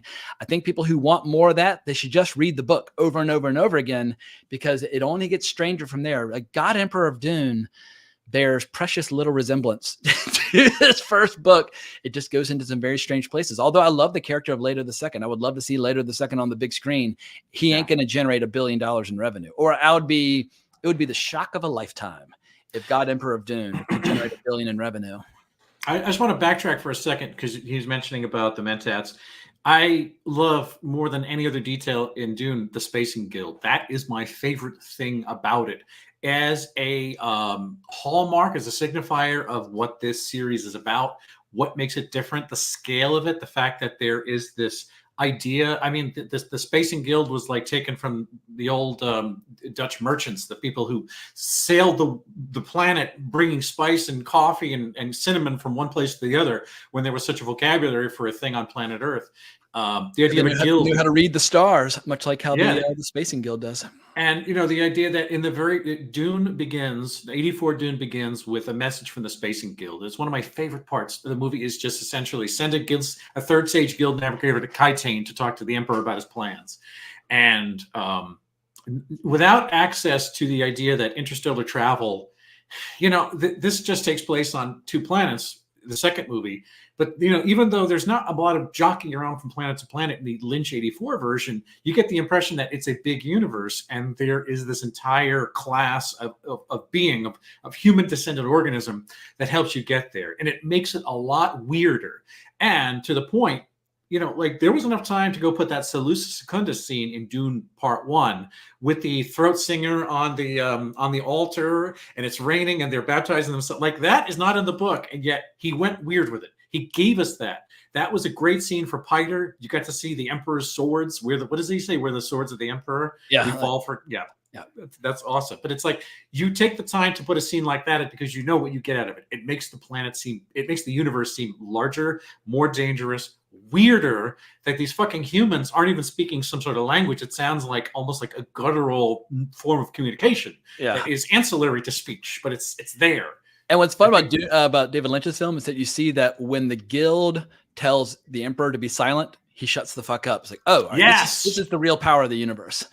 And that's the idea, is that, and you could say what else wasn't really, the spice is referred to all the time. They talk about the spice and what it does for Paul, but the value of the spice as a commodity, we don't have the Chom Company. We don't have the Guild. We don't have the spice as a thing that every single house of the Landsrod wants. Also, the Bene Gesserit are also spice addicted too. They use it for prescience and they use it for their own training.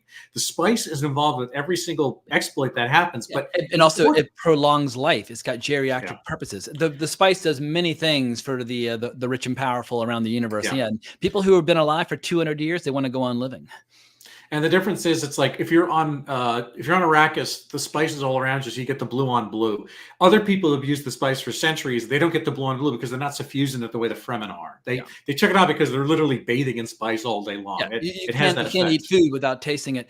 Quick question though, I need to check my Dune lore to know the answer, but how was Arrakis ever discovered in the absence of spice? Because how do you explore the universe without the spice? It's kind of like chicken and the egg.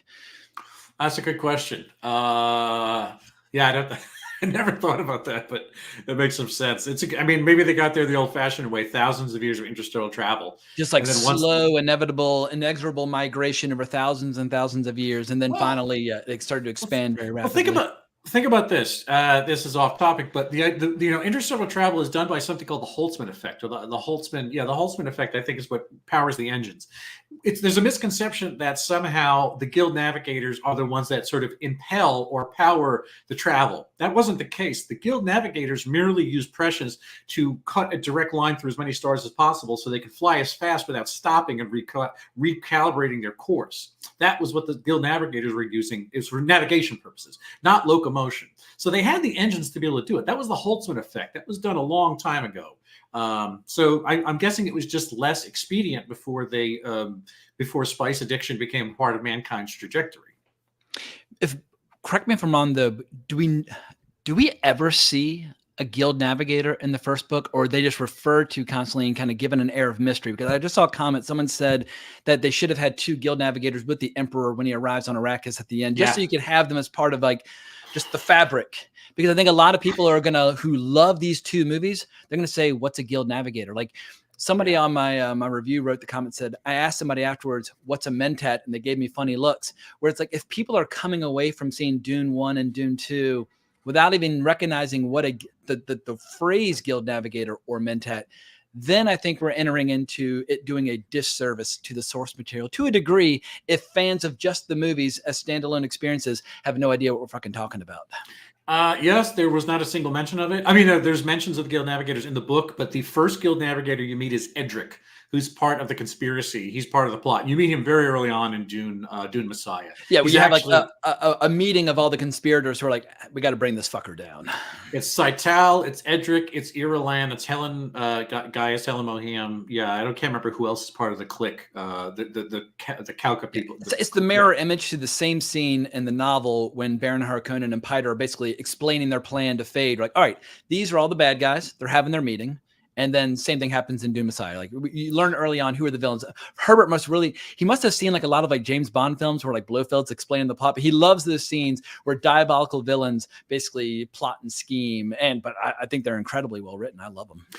And the thing that the Lynch movie did that was really, again, without, he did it by showing you strange things, and Lynch did it the only way he could do it, which is this horrific visuals, is that you had different versions of the navigators with whom, as Virginia Madsen says, the spices mutated. And so there were the human ones who were earlier in the process, and there was the guy in the tank who was many thousands of years, well, maybe hundreds, if not thousands of years, into being altered by the spice. So Edric in the book is said to have something like soft features, almost like a fish man. His long arms essentially had no shape to them. They were almost like flipper-like fingers. He didn't really exist on planet Earth. He was held aloft by a suspensor. So he didn't need, his bones weren't affected by gravity. He was changed into something else, essentially, from years and years and years of spice addiction. If you grow up in a zero-gravity environment on a diet of spice, you're not going to look like a typical bipedal human. Yeah, and so the thing, whatever the kind of weird Mr. Peanut conception that Lynch came up with isn't all what he's described in the book, but it's again, I've never heard him described as Mr. Peanut, but I will never be able to shake that out of my head moving forward. All right, well, I'm seeing a few comments that I want to get your opinion on from Brandon Butler. He's talking about some of the changes and what might have been cut and who got cast, but Count Fenring. Were his scenes shot? Was it Tim Blake Nelson and he just didn't make the final cut? What's going on? For people who don't know who Count Fenring is, exactly what you see with Fade and with Paul and how badass they are and how much potential they have. He's essentially an earlier incarnation where they got close to someone who might be the Kwisatz Haderach, but he was born a eunuch. He's just a little bit off. He didn't quite make it, but remains a very dangerous, powerful Mentat assassin who's the best friend of the Emperor. And everybody got very excited when they saw Tim Blake Nelson being cast in the film. But what do you know on that front? That's interesting. I don't know shit about that other than that Tim Blake Nelson didn't comment on the casting at the time. And I hadn't heard reports that he actually made his way out to either Budapest or to Wadi Rum out in Jordan if they needed him there for that sort of thing. I wonder if they just decided to pull up stakes. Maybe it got far enough that they were going to tender him an offer for it, or maybe he was going to read for it. Who the fuck knows? And in the end, obviously, what you saw was a sort of compromised version where his wife and his up to and including everything they showed. I mean, there was no scene as such in the book. Actually, it's not true. No, she gets the seed. Yeah, she definitely gets his seed. In her belly she does get the seed, right? I don't know if it was a scene that we'd all love to be in that position to basically have Leia Sadu show up and just seduce us for our genetic potential, even though she regards us as a total psychopath. Yeah, that was a little bit like the Carolyn Monroe scene in The Spy Who Loved Me. This beautiful woman shows up for one scene and then she's sort of like shuffled out. You don't really see her again in the movie, but it's no problem because she is a very compelling actor, very gorgeous, and she adds something to your production when you bring her in there too. But whether there's anything on the floor yet, I haven't heard any of the sort of like Secrets of Dune knows all this shit, or at least that guy reports on everything on YouTube, and I haven't heard him say anything about it just yet. Gotcha. Well, here's an interesting question that Leo asked. He asked about the Butlerian Jihad and how, and this goes back to our conversation with Mentats, because the films don't necessarily show the consequences of the Butlerian Jihad, where you cannot create a machine in the likeness of a man's mind. That is like the rule moving forward. And you see those rules starting to kind of fade and dissolve by the fourth book, where some people are very much creating technology in the likeness of a human mind. But that's the purpose of a Mentat. If you can't have computers, you need Mentats to basically, figure out how to turn your microwave on and all that stuff. And maybe because the movie doesn't go into the lack of computers as such a big deal, maybe they felt less of an impulse to lean into the Mentats. But the Mentats are serving the role that computers and AI once served. And given how rapidly AI is evolving in our own world, we might see a movement for Mentats in the not so distant future. And considering they have Gurney cracks open an orange Catholic Bible while he's on the tarmac, I think when they're accepting the guild, it's the guild emissary comes, right? I think he gives them the charter for the Chome Company contract on Arrakis, on Caladan, he accepts it. But they did establish the idea that Gurney is a practicing orange Catholic. That is just a tiny little bit, maybe. I think it's actually when they're landing on Arrakis and the sand's blowing through the opening, and you can see him looking for a passage to kind of welcome everybody to Arrakis. Right. And it's like, whenever I see that, it makes me think instantly that the Butlerian Jihad actually was so traumatic in this universe that they added an 11th commandment to the Bible. Thou shalt not create, what is it? Thou shalt not create a device I can't remember the exact wording. It's like you shall not recreate man's intelligence in a device. It was so important that they never ever get down to that again, because humanity was enslaved by robots for centuries. They put it in the fucking Bible. Yeah. More comparative religion from I love how we've had like 100 years of cautionary tales in literature and in film of AI completely eating us alive, and we're like, but it makes money. So let's not only go in, but go in like lemmings rushing towards the cliff. Yeah. And I'm still waiting for, there will come a movie like Toy Story was like the first big CGI animated movie. Like, oh, computers and animation. Like this is going to be the next thing. There probably will be a filmmaker with vast intellect who knows how to employ AI as a tool in service of what they're trying to achieve as a filmmaker, as opposed to being enslaved by it. But I think Hollywood has shown that they usually take new technology and just learn all the wrong lessons. So I think we'll see a lot of really bad AI movies, like the opening credits for Secret Invasion, before we see a movie like Dune Part 2 that is AI assisted in its production. Yeah, we're gonna get the movie equivalent of the self-driving car, and no one's gonna want it. Is the point? Yeah. All right. So let me get back to the chat and see what is happening over here. Boom, boom, boom, boom, boom, boom, boom.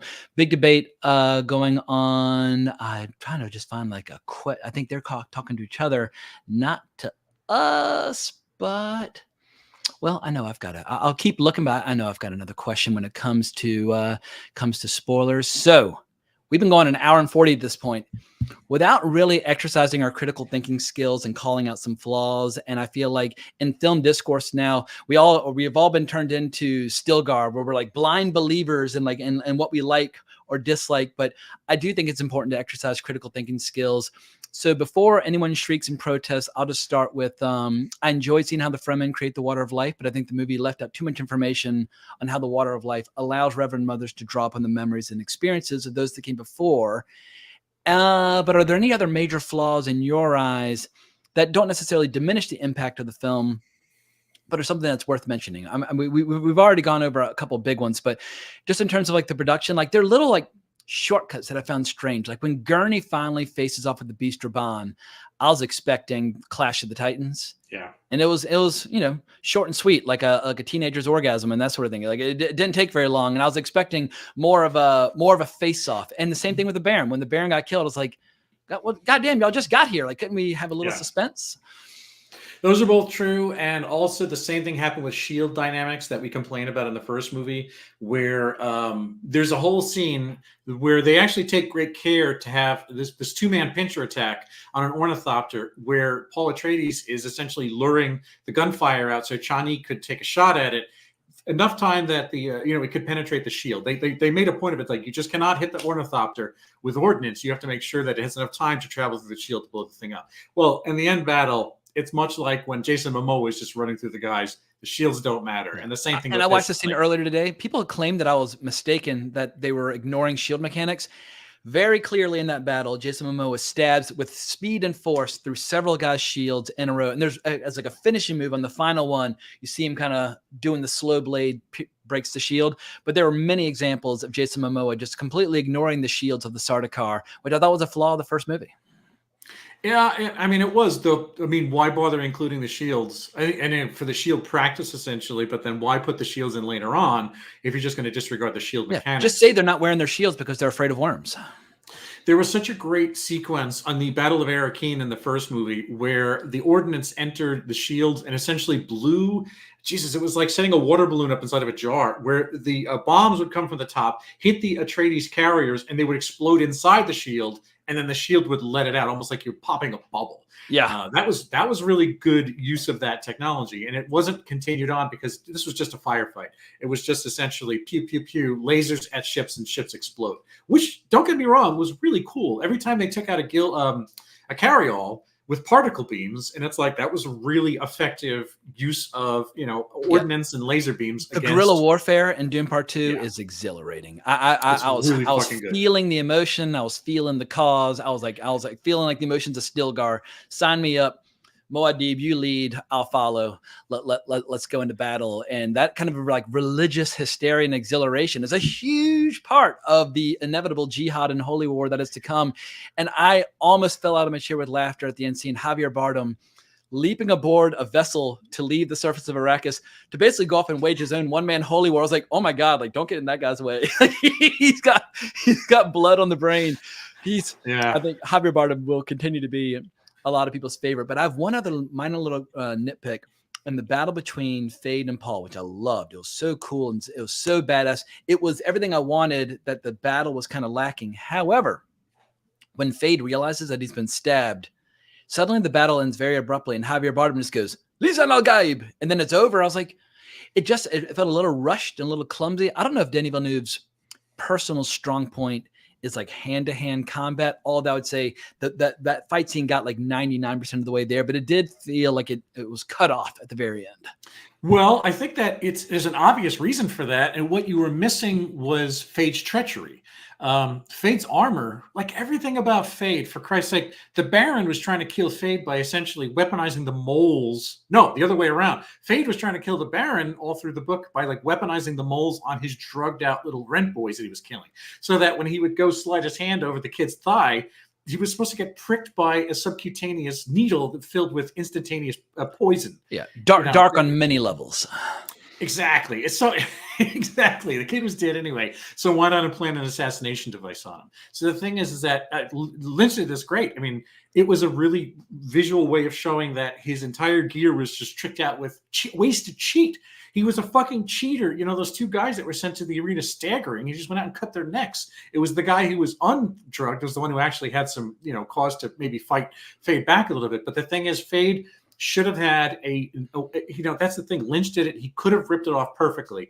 Where there was one the little curve blade comes out, and you hear Paul say, "I will bend like a reed in the wind." And then, you see your death. Yes, yeah. Exactly. That's so. Like it ended very quickly, and it's like in addition to the fact that they did.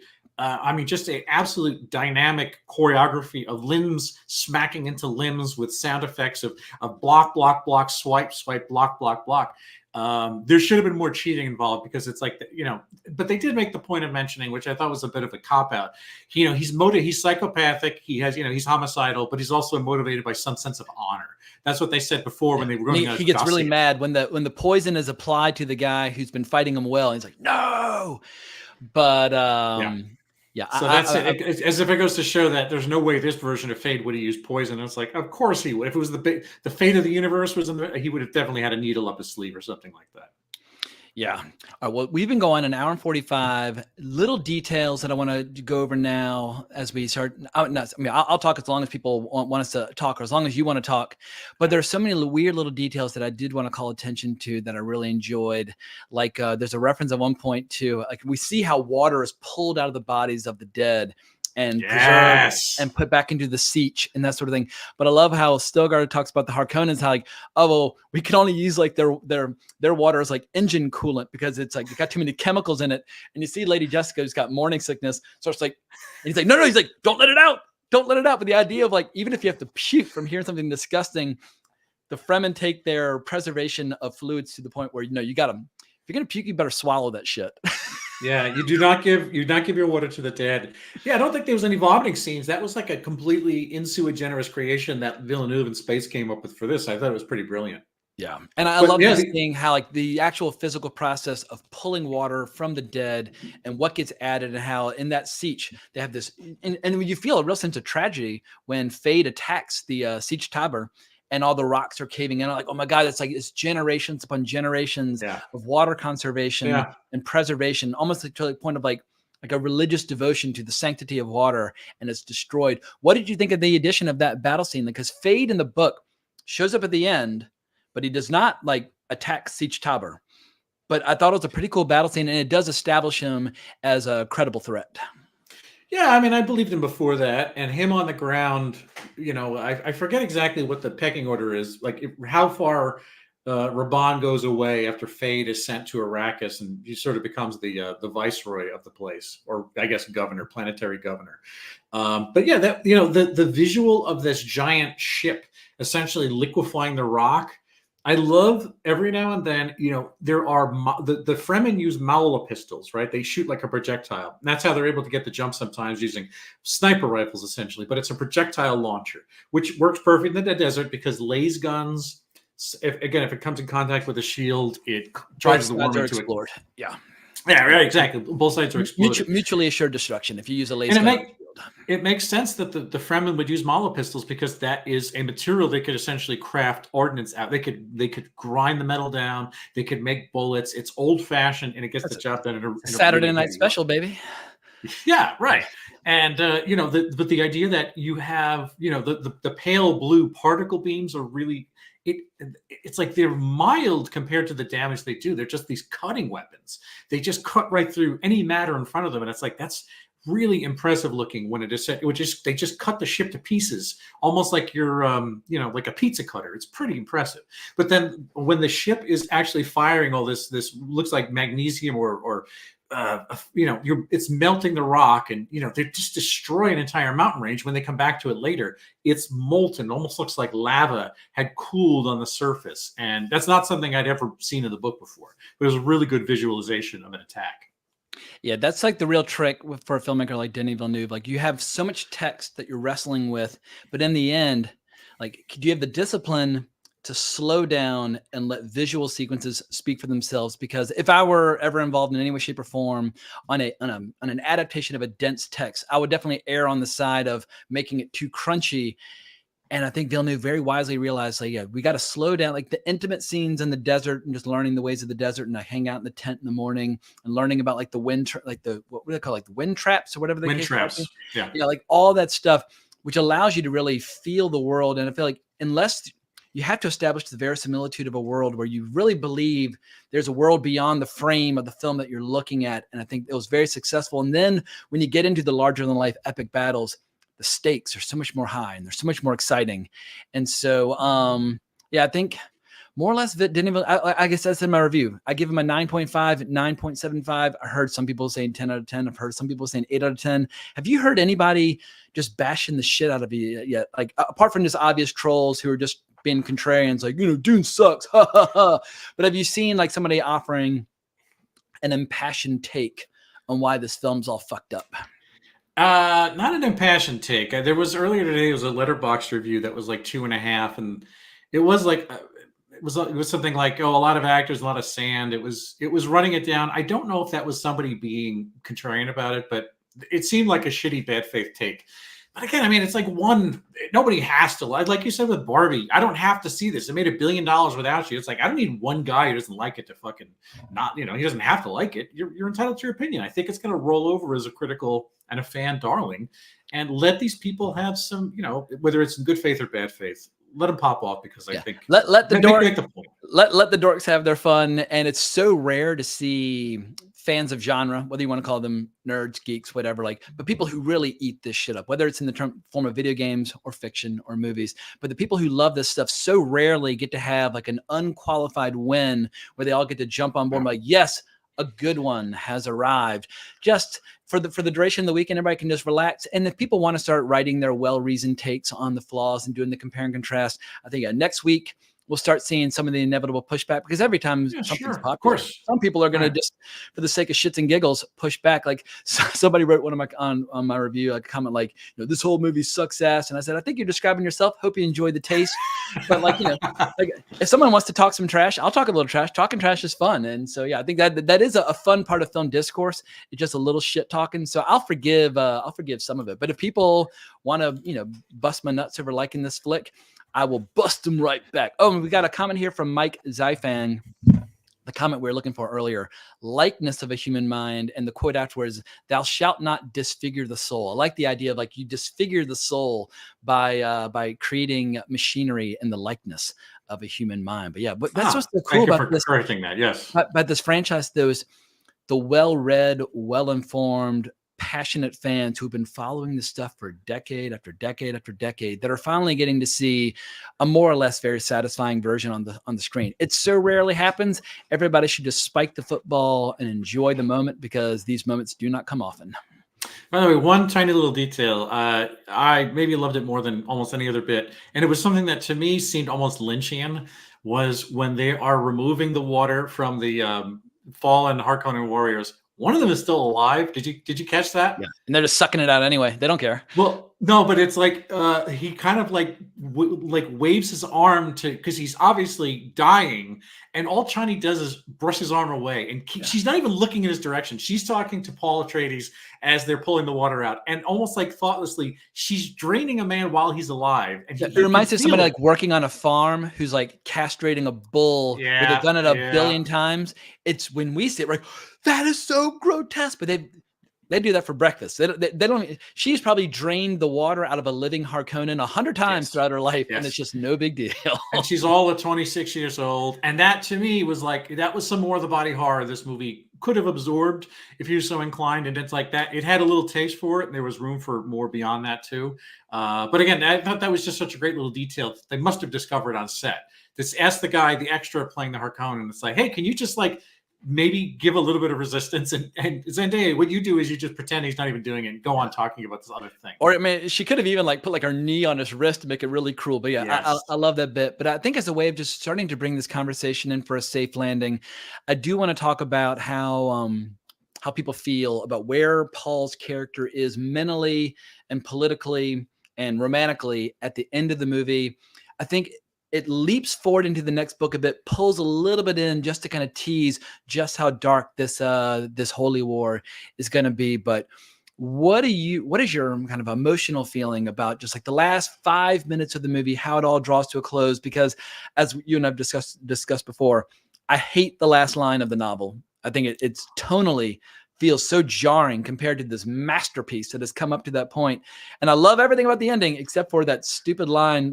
It's from Jessica to Irulan, correct? Yes. I hate that line. So no, to Chani, not Irulan. Sorry, yeah, to Chani. Yeah, yep. History will remember us as wives. And instead we get Chani riding a worm off into the desert, almost like she realizes, oh my God, like what is this monster that we have given birth to? The Holy War is here. Billions are now going to die, in spite of the fact that Paul, the entire movie, is saying this is precisely what he wants to avoid. But do you find the ending overall to be emotionally satisfying, just as an overall movie experience? Well, I love that last line. Lynch shot it and cut it. It did not wind up in 84's final cut, and I really like the way that Francesca Annis delivers it to Sean Young. I like that ending because what I don't expect to happen is that Chani would somehow, again, you can say she's a sheltered Fremen. She's never been off the planet. She knows one way of being. And that maybe her head would still be so swimming with ideas of this larger world that, she's this close to the Messiah. Maybe every now and then you have to put up with the fact that he's married to somebody else. And he's in this marriage of convenience, which used to happen all the time. I mean, Frank Herbert was basing this off of what people, Habsburgs did, or Romanovs, or whomever. This was very much the David Gurr for royal families. To leave the movie with this wrinkle that puts you in the mind that obviously Dune Messiah is going to start with friction between the two of them. It thwarts it a little bit. I mean, I can't complain about it. It doesn't make me feel like it's that great triumphal grand thing where it's like, man, everybody wins their catharsis at the end of this. And it's like, and the emperor has to eat a shit sandwich by having Irulan essentially, skulking around looking for his seed in the next book, trying to find some way to put an heir together that he's never going to give her. There's no way they're ever going to have sex. She can't get sperm from him. And that his love is Chani. And it's like, no, well, it's like Chani's not really into it. Chani can't really grasp that this might in fact be what's necessary. Or, maybe he does have a plan. Maybe this is best as it can get right now. So and the second book has some pretty diabolical Machiavellian stuff going on between Irulan and Chani, for some behind the scenes kind of underhandedness, which is interesting. It's not all women are on the same side. Yeah, that's true. I mean, so it's not exactly, I don't think Villeneuve is going to give us the entire triumphal rouse. In fact, this is a movie that's filled with so many triumphal, rousing, cathartic things in a way that he's never attempted before in his career. Having him sort of do gigantic, big, tableau filmmaking of heroes, winning, riding on the backs of worms, crushing their enemies. It's great catharsis. And then it's like right at the end, there's a little screw turn of like, not everything's going to work for you. The thing, this romance that you've really bought through glances and honestly a real process of falling in love, which Lynch wasn't able to build other than in voiceover in the 84 version. He does a really good job of putting it together, and then it gets sort of fractured. So you mentioned the 84. I totally forgot. I uploaded this clip earlier from the Spice Diver cut. So I'm going to include it. I'm going to bring it up just because I want to get your final verdict on which film you like more, Dune 84 or Dune Part 2. But here is Pat Stu as Gurney in a scene that was deleted from the theatrical cut.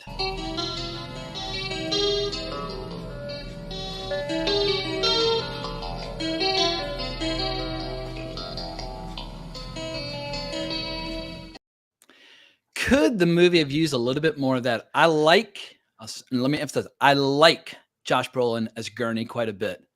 But I loved Patrick Stewart as Gurney because that was my Gurney for the first few decades of my life. And every time I read the book, I hear Patrick Stewart's voice whenever Gurney speaks, like, I'm packing this for the crossing. And like just any weird random throwaway line, I hear it like Pat Stew. Did we get enough of the poet, the musician of Gurney?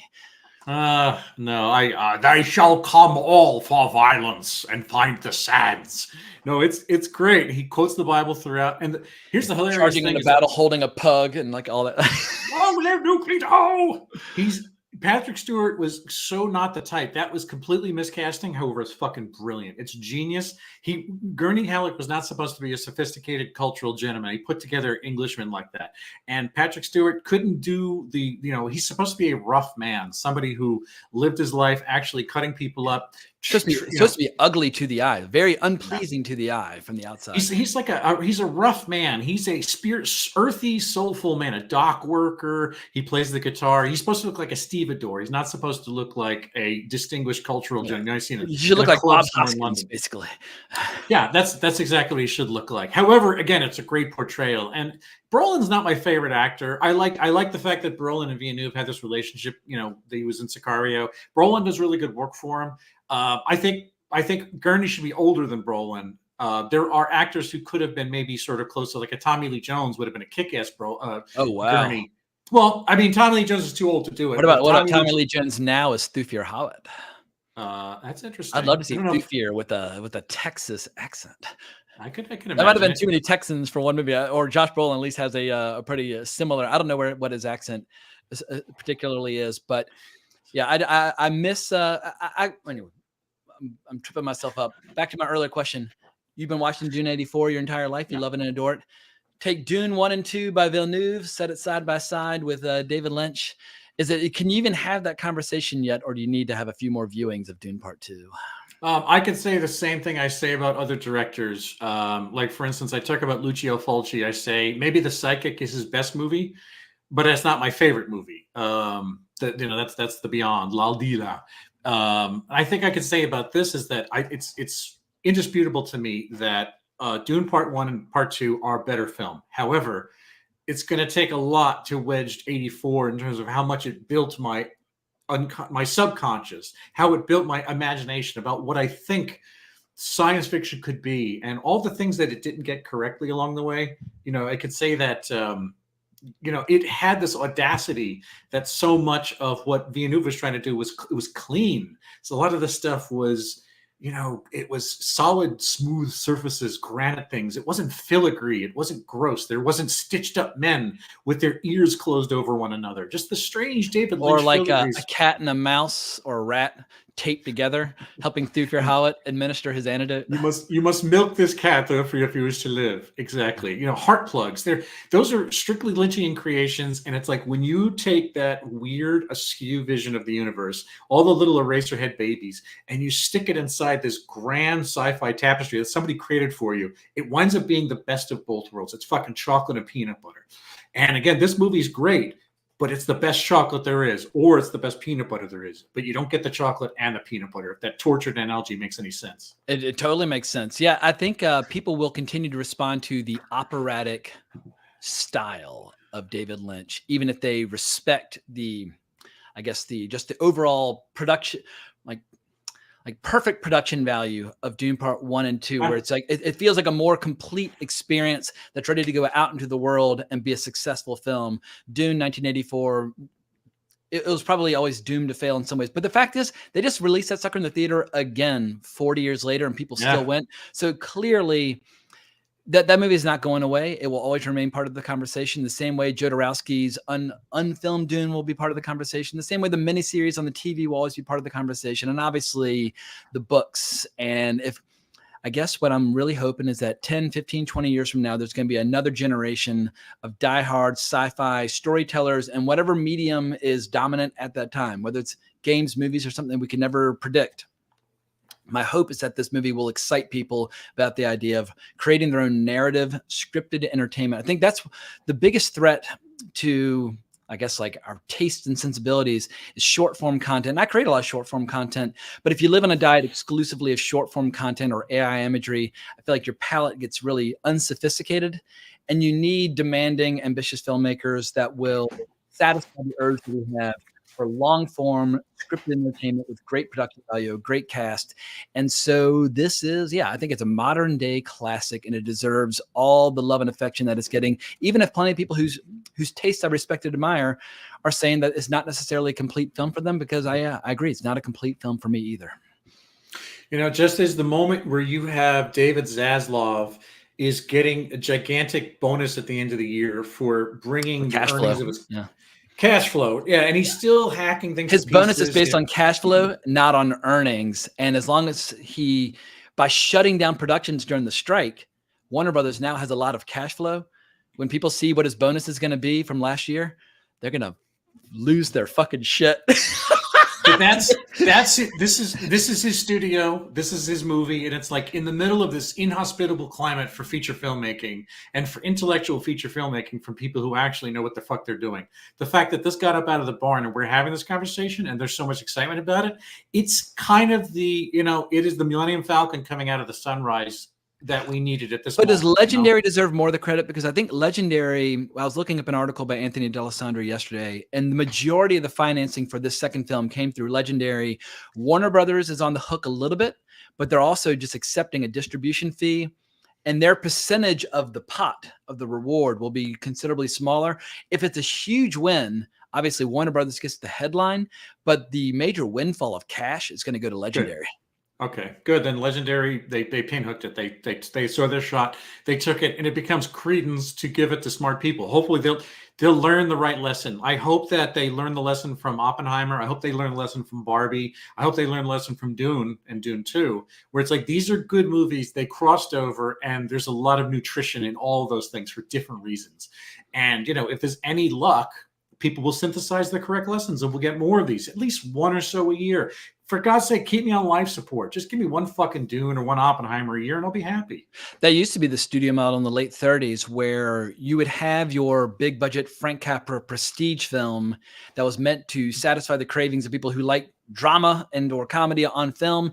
And then you could go out, your one reel and two reel Westerns and that sort of thing. But studios would almost kind of calculate a loss into their overall release schedule because they knew there was a value to having Mr. Smith Goes to Washington as part of the overall calendar. But now, obviously, studios create like one-offs as opposed to slates, so it's harder to put that into play. But I think A24 more or less tries to pull it off. But yeah, I think anytime a movie like Oppenheimer or Dune Part 2 gets such an amazing reaction, Hollywood loves to copy success, even if they're unsuccessful at copying that success. At a minimum, is going to launch some additional attempts. Are there any other classic sci-fi novels out there that you would love to see attempted? Like Frederick Pohl has a book called Gateway, which I think would make a killer feature film. But there are a lot of sci-fi classics out there. And as I'm rapidly learning, new sci-fi classics that I'm rapidly falling in love with, I strongly recommend people give Three Body Problem a read before the show comes our way in a few weeks' time. Well, it's interesting because I'm not really totally well read on sci-fi, and I bet you if I pulled something out of my ass, there's a good chance that it might have already been cannibalized for one of the streamers, and we wouldn't even know it. It might have been a Prime series that came out 2 or 3 years ago. For instance, I could say Ursula K. Le Guin's Left Hand of Darkness, which is a great book. So good. It's great. And there's a chance that it was already a Hulu series, and I wouldn't fucking know it. It's like, they already got, what is it? Apple got Foundation, and it has its fans, but it's, there's a lot of me. Factors. I've got the books right here. I do not watch that fucking show. Yeah. And can they attempt iRobot? Would iRobot be too similar to Dune? They did it with Will Smith. Well, I'm saying, something faithful that doesn't wind up being a police procedural. Yeah. But something which underlines my point. Dune Part 2 is that rare thing where it actually is more or less kind of faithful. And I think, you need filmmakers who like to read. That's a big problem. There are a lot of filmmakers out there who don't like to read or don't even know how. And Denis Villeneuve clearly, as a little boy back in the 1970s, was gorging himself on really crunchy, dense, nutrient-dense sci-fi books.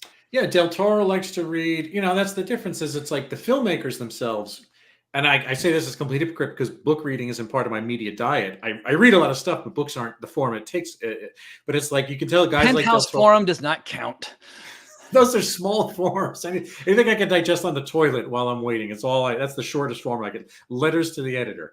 But it's like, the thing is, filmmakers becoming more and more, they come from visual backgrounds. They're old school people. They're animators. They're stunt productions. It's like, I don't want to shit on Leach, the guy who does what do you do? Deadpool 2, and he did some John Wick stuff. He's also doing Fall Guy, which I will be seeing at CinemaCon in early April. It's the very first night.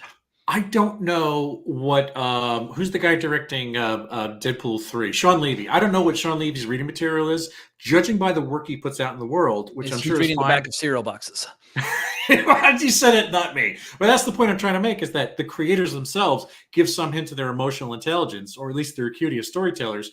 I'm not saying this guy's not a good guy somehow, or fucking Todd Phillips. I just don't know what goes into making these pieces of art that inform how good they are at it, whether Joker was a fluke. I know I don't want to see more work by him. It doesn't really fill me a lot of confidence, but Villeneuve, every time he takes a shot at it, says this is a man who's got something going inside, which says there's an emotional life. There's some sort of intelligence that happens. Yeah. I watched his debut feature from my Cinema of Denis Villeneuve video. I don't even really remember his debut feature that well, but from Maelstrom in 2000 up to the present day, he's made a lot of good ones. And I think Maelstrom, Incendie, Prisoners, Sicario, and Dune Part 2 are my favorites. But he's got a body of work now, and I hope the future is even brighter than what has come before. Yeah, I mean, he seems, what is he? I think he's about 50 years old, maybe between 50 and 55. He's sort of midstream, he's part of a dialogue of creators, guys like Del Toro. These people who are doing who can do populist fare, but add some real vitamins and nutrition. You're getting kale ground up in your shake along the way, and it makes it a better product all over. Well, on that note, I'm going to wrap this sucker up. Where can people find your commentary on podcasts, YouTube channels, etc., and so forth? At Bill Scurry on Twitter. I'm on Facebook. I'm on Letterboxd because we're talking about that all the time. I'm at Bill Scurry or William Scurry. I'm there. It's the only one you're going to see, I think. On YouTube at youtube.com/amcaesar. I do video projects here and there for myself and friends of ours. And I have a podcast called I Don't Get It, at Noah and Bill Show. It's about pop culture topics, not necessarily movies, but it's me talking to a microphone, just like this, without the camera being on. And if anybody ever needs somebody to edit some cool stuff for their YouTube channel, whether that's creating graphics or videos, whatever, everything you see on this channel is not made by me. It's all made by Bill. I know how to do talking to the microphone, and that's about it. My technical expertise is limited. So thank you for all the what do they call them? The overlays and all that stuff that you've helped to provide. It definitely makes a more complete experience. And also, people should check out Naughty 90s Nostalgia Part 5, which we posted, I think, 2 weeks ago or 3 weeks ago. Very different kind of conversation about very different kinds of content. But the world is a big, bright, beautiful place, and we need room for a lot of genres, including sexual dramas and sexual thrillers, especially. Dune Part 2 did not scratch those itches, and so I rely upon other filmmakers to scratch those itches. But we can't thank y'all enough for joining in. Really appreciate all the commentary and feedback in the chat and that sort of thing. And I apologize if I didn't do a better job of getting to each and every single comment along the way, but there was just so much stuff that I wanted to share. And thank you for the donations by Psycho Hobo. Greatly appreciated. It'll all go right back into the channel. But we hope everybody has a great week watching the flick, talking about the flick, debating with their friends, watching the movie on repeat. I'll definitely be watching it again. I can't wait to get back in the theater for a second helping. But hell yeah. Long way of saying thanks for everything, but more importantly, as always, onwards and upwards. Boom.